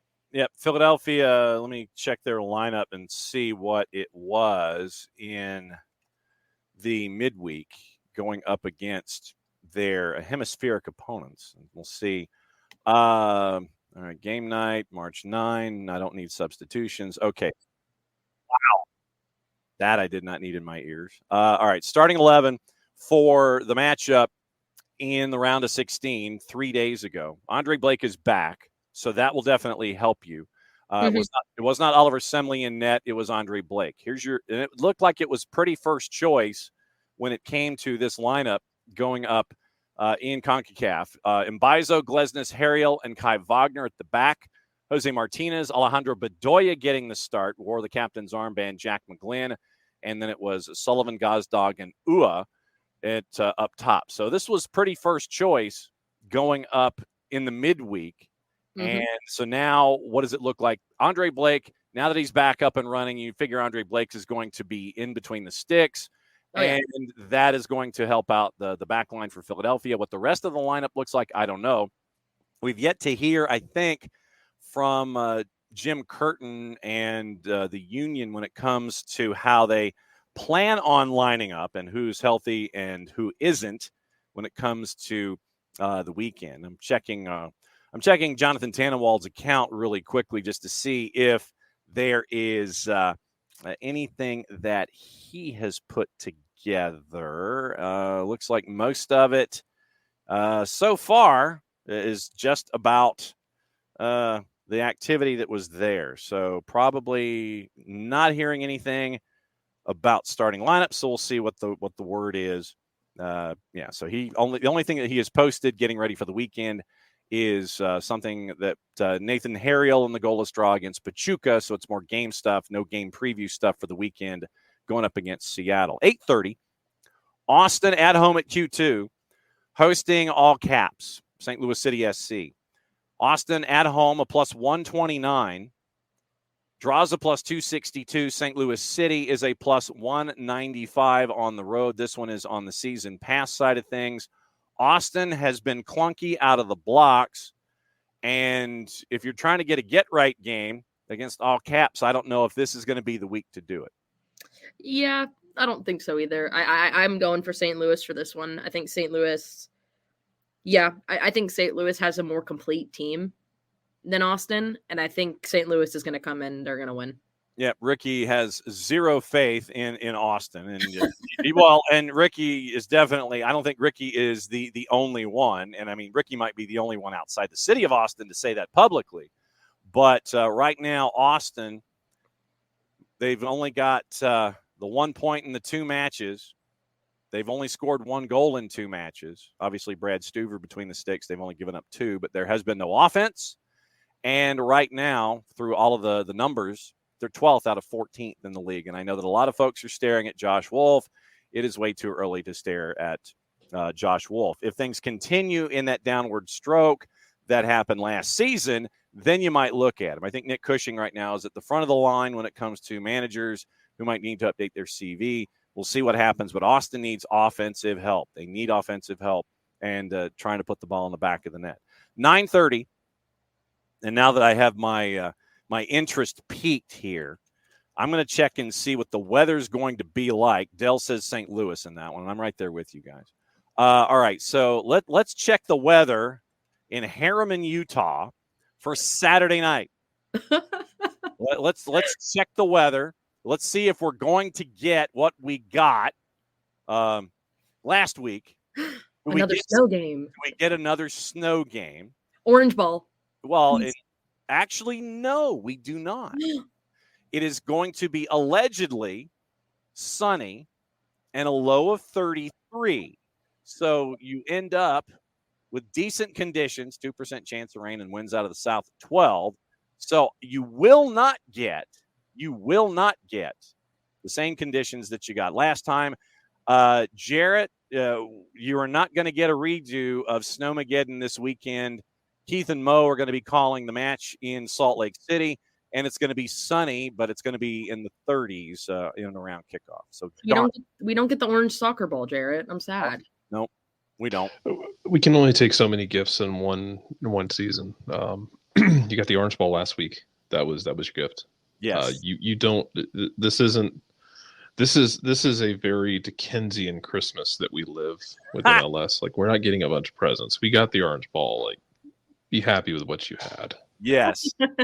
And Dell, with the public service announcement, for those of you who have not, sign up for the Fantasy League. If you have not signed up, sign up, and you can follow in a bunch just 2 places, but you can go to the Jason Wright Agency Facebook page.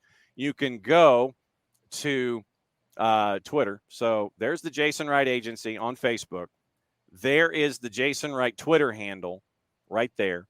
Jordan, it is Jake and TT who are calling the match on Apple, by the way. I'm still waiting for my code. I still have not gotten it, and I want to join. Well, send him a bolo and get back in. So once again, I did. I sent him a little text. I was like, please put me in. Facebook and Twitter, Jason Wright Agency, and Jason Wright with the WAGEN on the Twitters. And that will get you into the Fantasy League. So sign up. Pro Rail League was announced this week, but everybody else can dive into the league and be a part of it and make fun of everybody and make fun of me specifically because I suck. So there you go. West Coast games, 10:30. So Jarrett was coming in right in the wire to talk about his earthquakes. LAFC hosting Sporting. LAFC's a minus 164 at their BMO West. Your draw's a plus 311. Sporting on the road a plus 433. What say you, Jarrett Smith? don't trust San Jose. Yeah, we're getting there next. I know, because you brought them up, and my brain just like went into like mourning. Because like we talked about earlier this week, it's just you had a pretty solid team last year, and now you don't, and now Carlos Vela is apparently not going there. So No, I'm sad. Yes. Anyway, what were the numbers? For LAFC, Sorry. and Yeah. LAFC and Sporting. Sorry, Once I again. just it was the sound of glass breaking repeatedly in my brain when you first brought up San Jose. Of course. LAFC is a minus 164 at home, draws a plus 311, and the Scowling Peter Vermeeses are a plus 434 in the composite. See, I'll take that plus 434 just because Peter Vermees is mad. Yes. Also, that's a very appealing number. Yes, it is an appealing number. Trying to figure out what you want from LAFC on a daily basis. They're now apparently up to 21 players. They actually have 21 players on their active roster. But the thing, it's a smaller roster, but the ones they have seem solid. Like they're doing fine. Yeah, that's not going to be their problem. I mean, it'll be a problem later in the season, but they still have another month to a little less than a month to get people in. Yeah, when Denny Bouanga wants to leave, and they finally get a suitor for him, then they're going to have to find another scorer. So you've got that. So you're going with the Scowling Peter Vermeeses. Maddie, what about you? Ooh, I don't know. I literally don't know, man. It says the woman who likes Western Conference Major League Soccer. Now, listen, I do because yeah. I'm probably gonna go. I'm probably gonna go LAFC. All right, so she goes with the home side at a minus 164. Now, Jarrett, your Quakes at PayPal Park are a plus 117 against Vancouver. Vancouver travels down, draws a plus 264. Vancouver is a plus 211 to win. What say you, Mr. Earthquakes? Cosmo East. Oh my God. Don't trust them. They're breaking my heart. Don't trust them. Mm-hmm. Don't do it. Okay. I mean, unless they decide to like actively like have ownership that's actually going to spend. Nope, because John Fisher's trying to figure out how to get his barn paid for with the Oakland A's. And John Fisher might not even get all that across the line. Nope. I need people to chill out when we talk about new stadiums and teams moving. First of all, in the DC area, they blew a giant cannonball-shaped hole right at the water line of that ship that was going to be moving the Caps and the Wizards. So that's not happening. I need everyone to pull back on the reins on this talk of NHL to Atlanta. Like, it's great that you have someone up there stumping in a striped suit and, doing the vaudeville act. Mm-hmm. But until you actually get the board of governors and NHL to agree to something, to agree on anything, slow your roll. Because they're not building it until they get the expansion franchise, and that's traditionally not how this works. No, it's not. You are getting a chicken versus egg argument the entire time. Yeah. And then I am eternally amused if this Oakland thing, if the A's thing collapses for the owners. Yes. Like, I feel bad for the people of Oakland. Yeah. I'm going to eventually feel bad for the people of Las Vegas because they're getting jerked around on this. Yep. And they're trying to figure out, they're trying to figure out how much they're going to have to pay in public funds for this. And we'll see if it even goes through. Right. In the time being, the Earthquakes are just over here suffering from some talent-related famine. Mm-hmm. Yes, and Carlos Vela will not be a part of the fixing of that, apparently, on the free side of Apple TV. So I'm guessing that Jarrett is picking Vancouver. Maddie, what say you? Yeah, I'm gonna go. We're gonna go Vancouver. All right, so Maddie's going Vancouver as well. 3 matches on Sunday because of Triple C fever, and it starts off with Cincy and DC at 3:00 on Season Pass at TQL. It will be interesting to see what the lineup will be for FC Cincinnati in this one. as we take a peek at the lineup from last night and the loss to Rayados, and stare at the starting 11s here as I sit here and try to figure out. It's like, where's my starting 11? Okay, starting 11 against Rayados in the Triple C. Celentano in net. Looks like it was a 5-3-2, 3-5-2. Take your pick. Kubo, Murphy, Miazga, Miles, DeAndre Yedlin. Wobodo, Lucho Acosta, Buca, and Baird and Bupenza up top. So this was first choice. It makes you wonder what Cincinnati is going to look like on the weekend. Do they rotate, or because they have to go to Monterrey for the second leg and try to get some work done, do they rotate in this one against DC, which is on season pass? What do they do here, Jarrett? What's your gut tell you? It's one of those things that it's tough for these teams that play Champions League, but we also have to take into account the quality of the game that they are playing at any given time and how much they have to work. Like New England played in the midweek. New England also walked to a 4-0 win. Correct. Cincinnati played in the midweek. Cincinnati had to bust their ass to try and come back up a man. They failed, but they burned a lot of energy. We'll get to Miami and Nashville because they just they tried to murder each other last night. Most of the murdering attempt, most of that attempt was on the Miami side, who were really lucky they didn't end that game with 9 players. By all reason, they should have ended that game with at most 10 players, possibly 9 players. It was pretty damn pathetic. Let's see how much gas since he's got in the tank.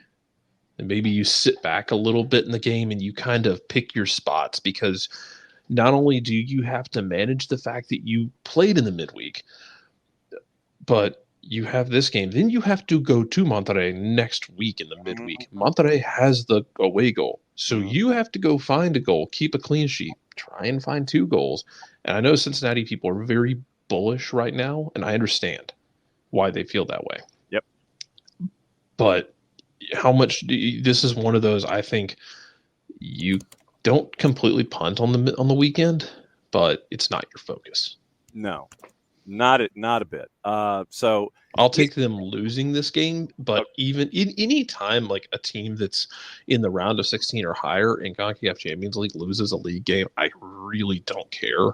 Yeah. Like I'm not going to crucify them for it, because their focus is where it should be, which is CONCACAF Champions Cup. Mm-hmm.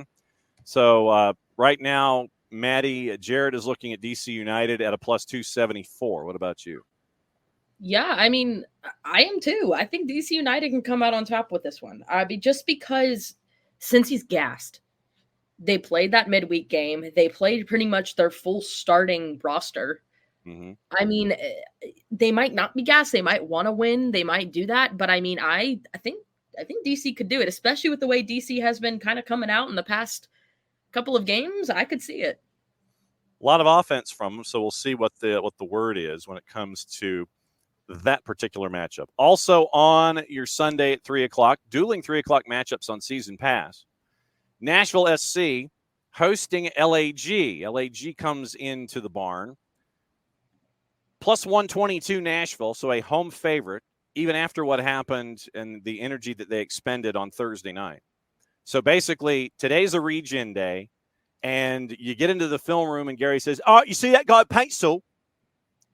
Make him not score. Gabriel Peck, he doesn't score either. Jovic, the big guy in the middle, he doesn't score." You thought they were going to park the bus on Thursday? They're going to take the whole Laredo garage, and they're going to put it in front of Joe Willis and his lovely Farrell's restaurant mustache. Nashville's a plus 122. The Galaxy are north of plus 200. Your draw is a plus 265. What say you, Jarrett Smith? I don't trust Nashville right now. Yeah, man. Like, here's the thing. Like, that's a loss last night for Nashville. Call it what it is. Because you had a 2-goal lead. Yep, you did, and you spit the bit. And like I said, you should have been playing against 10, possibly against 9. Mm-hmm. But you're a team built on defense and that counter. You can't blow a 2-goal lead at home.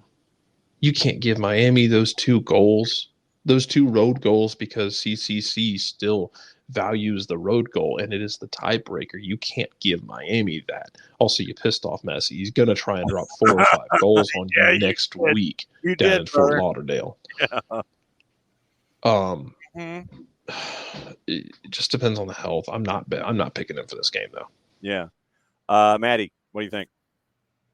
Yeah, I mean, I'm honestly shocked that they didn't come out with, I'm shocked that Messi didn't come in and just swing at him after that one little thing. I mean, seriously.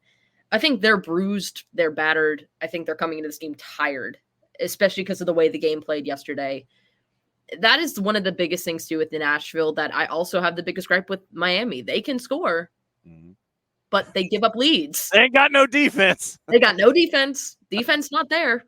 Where is it? Non-existent. Yes. So I think I'm going LA Galaxy for this one too. All right. So here's your starting 11 for Nashville last night. Willis, Lovitz, McNaughton, and they do it numerically. So this is in numerical order.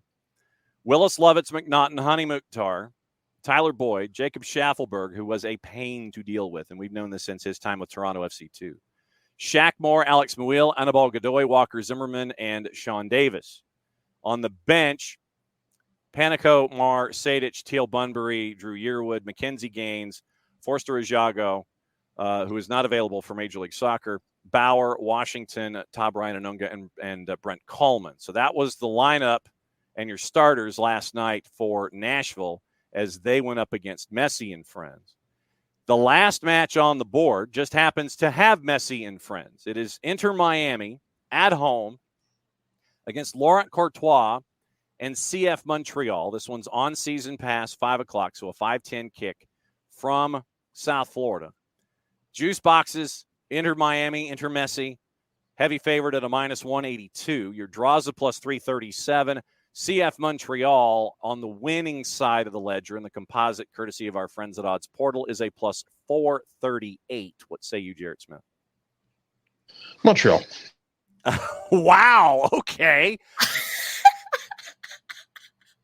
Wow. I'm guessing because you are calling for Tata to go heavy rotation for this particular match. You're going to have to rotate some of these guys who don't have legs anymore. Yes. Okay. Again, you ship the weekend games. Mm-hmm. You ship them for the fact that they're going to pour their entire soul into removing Nashville from existence next week. Yeah. So that's that is going to be the fun part in this one. And so Maddie, what about you in this one? What are you thinking? They're not Miami, I think, is going to be plotting Nashville's downfall. I think they're going to be absolutely in the middle of the Montreal game, be planning how they can just absolutely take down Nashville. Mm-hmm. I don't know. I'm going to say it's either going to tie. I don't know how it's going to tie, but I think it's going to tie. But if Montreal does win, Joseph hat trick. Okay. It's off the rails. Why the hell not? All right. So your starting lineup for Messi and friends last night in Nashville. Allegedly, it was a 5-3-2. But once again, we talk formations and they're just numbers because the second the ball is kicked, all bets are off. Drake Callender between the sticks. Backline, Noah Allen, Nicola Freire, Krivtsov, Avilas, and Julian Gressel, adding right wing back once again to his dossier. Midfield, Diego Gomez, Sergi Busquets, and Federico Redondo, who got a yellow card. Welcome to CONCACAF Champions League. And then Luis Suarez, Lionel Messi up top. But we know that Messi wasn't really up top with Luis Suarez. So that was the starting 11 for Inter Messi last night. And in substitutions, you ended up with Ruiz coming in. Julian Gressel played 80. Sunderland came in for Redondo at 90+2. So only 2 substitutes, and everybody played a lot going up against Nashville in that match. So Jarrett, I think Jarrett and Maddie are both thinking punt when it comes to that particular matchup this weekend, and that is your rundown. That's the weekend Whiparound, patent pending, trademark coming sooner, hopefully rather than later, short of one match. And it's Atlanta United and the Revs at 7:30. 7:40 kick. Why don't you just say 7:40 on the website? I mean, seriously, just say 7:40. I mean, you've gone from a 9-minute pregame to a 10-minute pregame, and it's on Season Pass. And once again, Jake and TT are on the call. Atlanta 0-1. They got to watch everybody else. New England's 0-2, and they lost to Toronto last weekend, then took care of business in CONCACAF in the midweek, and now they travel down to Mercedes-Benz to have to deal with 43,000 screaming lunatics in the building for the first time here in 2024. Jarrett, in this match, what are you looking for from both sides? Looking to get a quick start if you're Atlanta, because you need to put a team that isn't exhausted, because again they kind of walked through their game without a Wednesday. But you need to put them on the back foot and get them chasing early. You need to limit Carl Seal. You're not going to stop him. This is like the old age-old argument that we do that eternally pisses me off. That we can sit here and people will sit there and talk about, so and so you got to contain him. He's amazing. Why didn't you contain him? Because he's amazing. Yes. We can have a tautology about this. Yes. But you have to limit him, Mm-hmm. and it's tough. But you need to get up early in this game. You need to put New England on the back foot. Ideally, you would love to put this game away at halftime. Yep. Where they just kind of take another step back and go, let's just deal with Wednesday. It'd be great.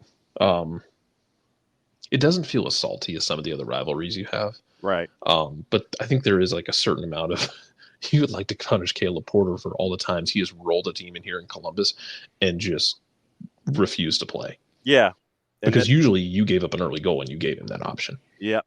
So deny Caleb Porter the opportunity to shush the opposition. Maddie, what are you hunting for? Yeah, I mean, the same thing. I want to see us come out hungry, and I want to see us coming out looking better than we did in the first half of Columbus. I mean, we've had a week bye. Mm-hmm. We've had a second to kind of really take the time in training to really get to know each other and know what's going to happen. And I mean, capitalize on the fact that Revolution's coming into this match a little bit tired. And I think exactly like Jarrett said, you want to try to put this away in the first half. You want to try to maybe get a goal or two on them. That way it's hard to trace it back. And I think that's what's going to put us ahead if we can do that.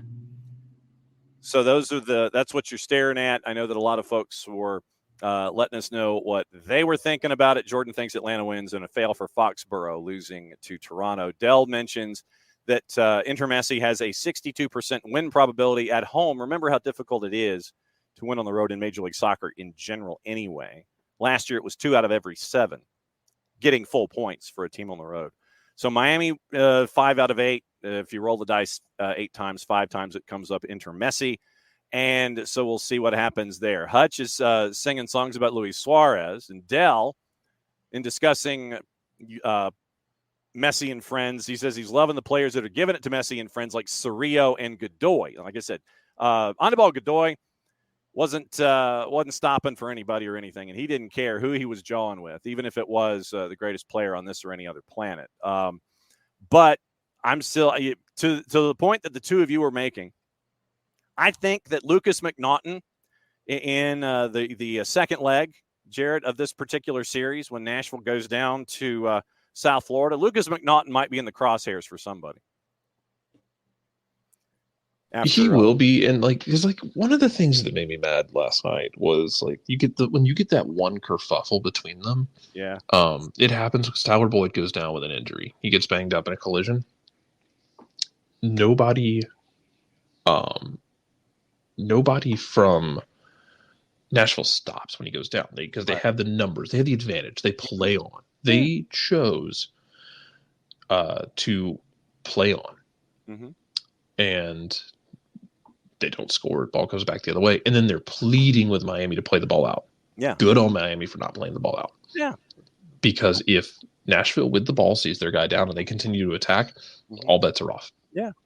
You were under no obligation to play the ball out. After they have chosen to attack while down a man, they can defend down a man.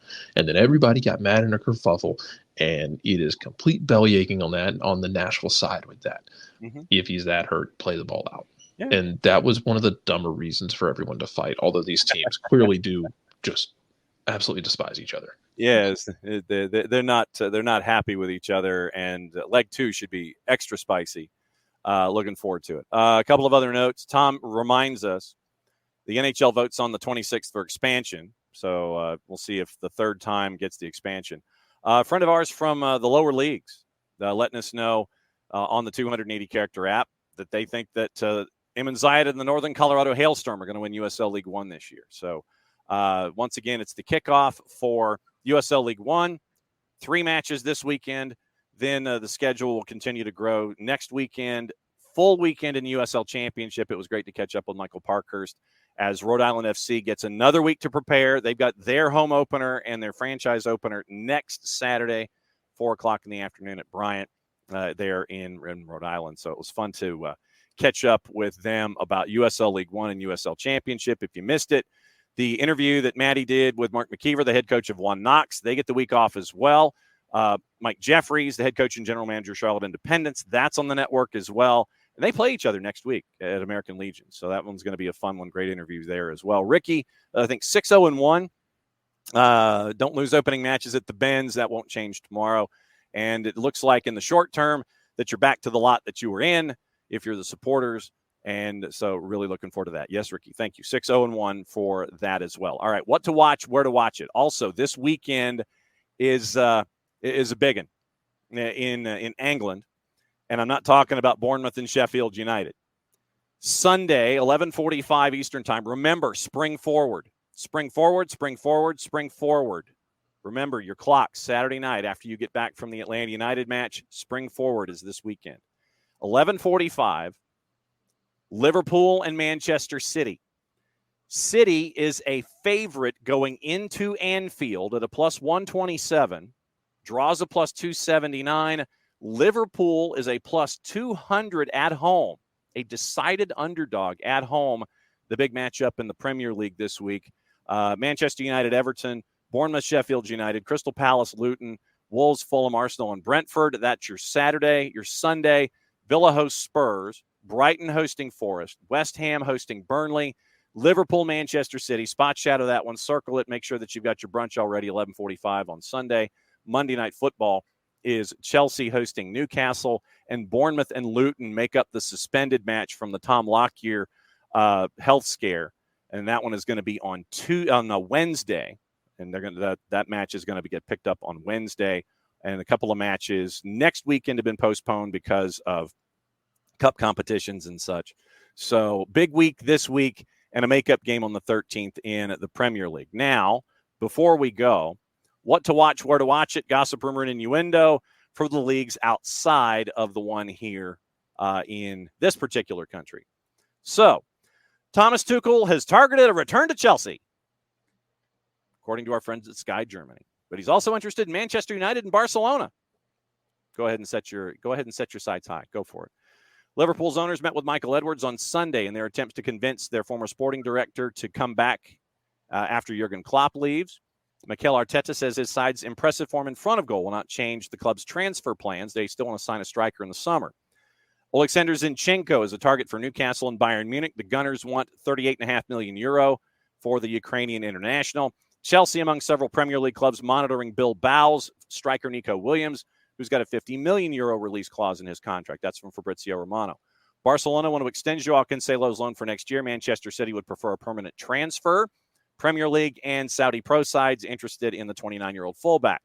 The agent of Georgian winger Kavichka Kvaratskhelia, meaning European, not this state, because Kvaratskhelia, last time I checked, they got to hang around down near Adel when he was growing up. 23-year-old will leave Napoli if the Italian club gets an offer that they can't turn down.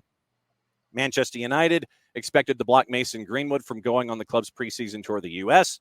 after he returns from his loan spell with Getafe. Greenwood also on the list of possible signings for Barcelona, who've already made a move towards a low-cost deal this summer. Chelsea Reliant on pure profit sales this summer to fund their transfer plans because, yeah, they need to. Focused on offloading Conor Gallagher, Trevor Chalobah, and Armando Broja. Made a winger a priority, looking at Crescenzio Somerville from Leeds. Owners are also under pressure from a Strasbourg fan group to change their transfer strategy after having had an underwhelming season since Blueco 22 acquired a majority stake in the club last June. Manchester United initial talks about extending Kobe Mainoo's contract after his form. Host of Premier League and foreign clubs tracking Birmingham City's under-16 striker Toby Ugorji, who qualifies for England and Nigeria. Everton in pole position to sign 16-year-old Irish forward Mason Melia from St. Patrick's Athletic. And once again, we talked about Leicester yesterday, where they could possibly start the Premier League season if they get promoted with a points deduction for breaching Premier League's profit and sustainability rules, because they are well under debt. They're well on the minus side when it comes to what they have been spending in the last couple of years. All right, what to watch, where to watch it today. Obviously, you got Premier League, and we went over what to watch when it comes to Major League Soccer on the weekend. So today only, other than the matchups at 5:30 and 7:30, Collins Hill and Mill Creek on the network, and that's audio, soccerdownhere.mixler.com. BN and BN and Espanol have a league on at 3 o'clock, Nice and Montpellier. If you don't have BN, you can get BN at fanatisfntz.co/soccer down here. You get all the stuff. All the degenerate stuff is there for you. CDO for the fans, Nuestra Tele, all the BNs, Liga 1 Max, Sudamericana, Libertadores, it's all there. And you really, and Gold TV, it's all there. So fanatisfntz.co/soccer down here. FS2, 10 o'clock, Juarez and Toluca. Deportes, ESPN Deportes at 3, Barcelona and Mallorca. Fox Deportes, very, very busy. Serie B at 2:30, Liga MX at 10, Liga MX Femenil, Atlas and Pumas at 6, ESPN Plus today, Eredivisie at 2 o'clock with the go-ahead Eagles, one of the best names out there. English Championship, Sheffield Wednesday and Leeds at 3, Bundesliga 2:20, Bundesliga B at 12:30, and Barcelona and Mallorca at 3. Fox Soccer Plus has Serie B at 2:30, Serie A, Napoli and Torino at 2:45. All right, last thoughts before we go for yet another week, before we get ready for the weekend. And Dell, I've still got to set my fantasy league for this week, although I do have to flip Kieran Trippier because he's going to be out the next 2 weeks. David, if anyone wants the flag dropped, email him with the username here, Gmail domain at Who Took My Thrash on the 280-character app. Jarrett, last thoughts from you before we go. Enjoy the weekend. Let's see who from CCC can actually survive.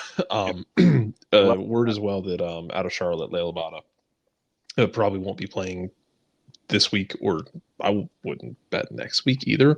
Right. Not anything bad. He had to go back to reports out of Scotland once. He had to go back to Israel to get his biometric passport done. Probably one of those things where you have to go into the country on a you're on like a visitor's visa. You have to leave the country and then come back in on your proper work visa. Okay.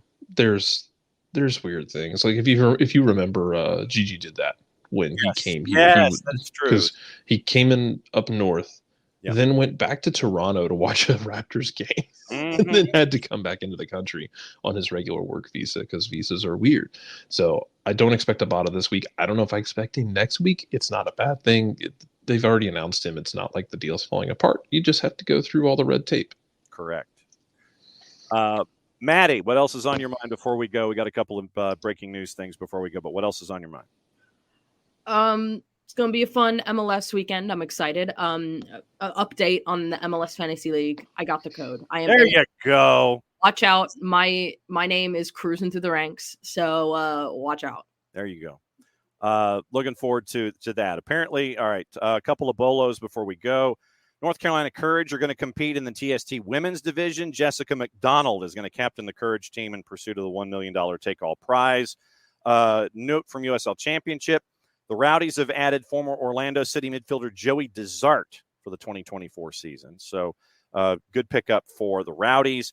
And in one of the biggest no-duh moves that we've seen in recent memory, RSL has signed Diego Luna to a long-term contract extension, 5-year deal, keeps him in town guaranteed through the 26 season, club options for 27 and 28. So easiest move on the board for RSL to keep Diego Luna under lock and key for the next couple of seasons. Looking forward to seeing everybody tonight. Collins Hill and Mill Creek. We'll see you in Hushton, 5:30 and 7:30. Jason will have the girls. I'll have the boys. Jason's going to be on first thing in the morning with with Greg. And so early morning, 92.9 The Game.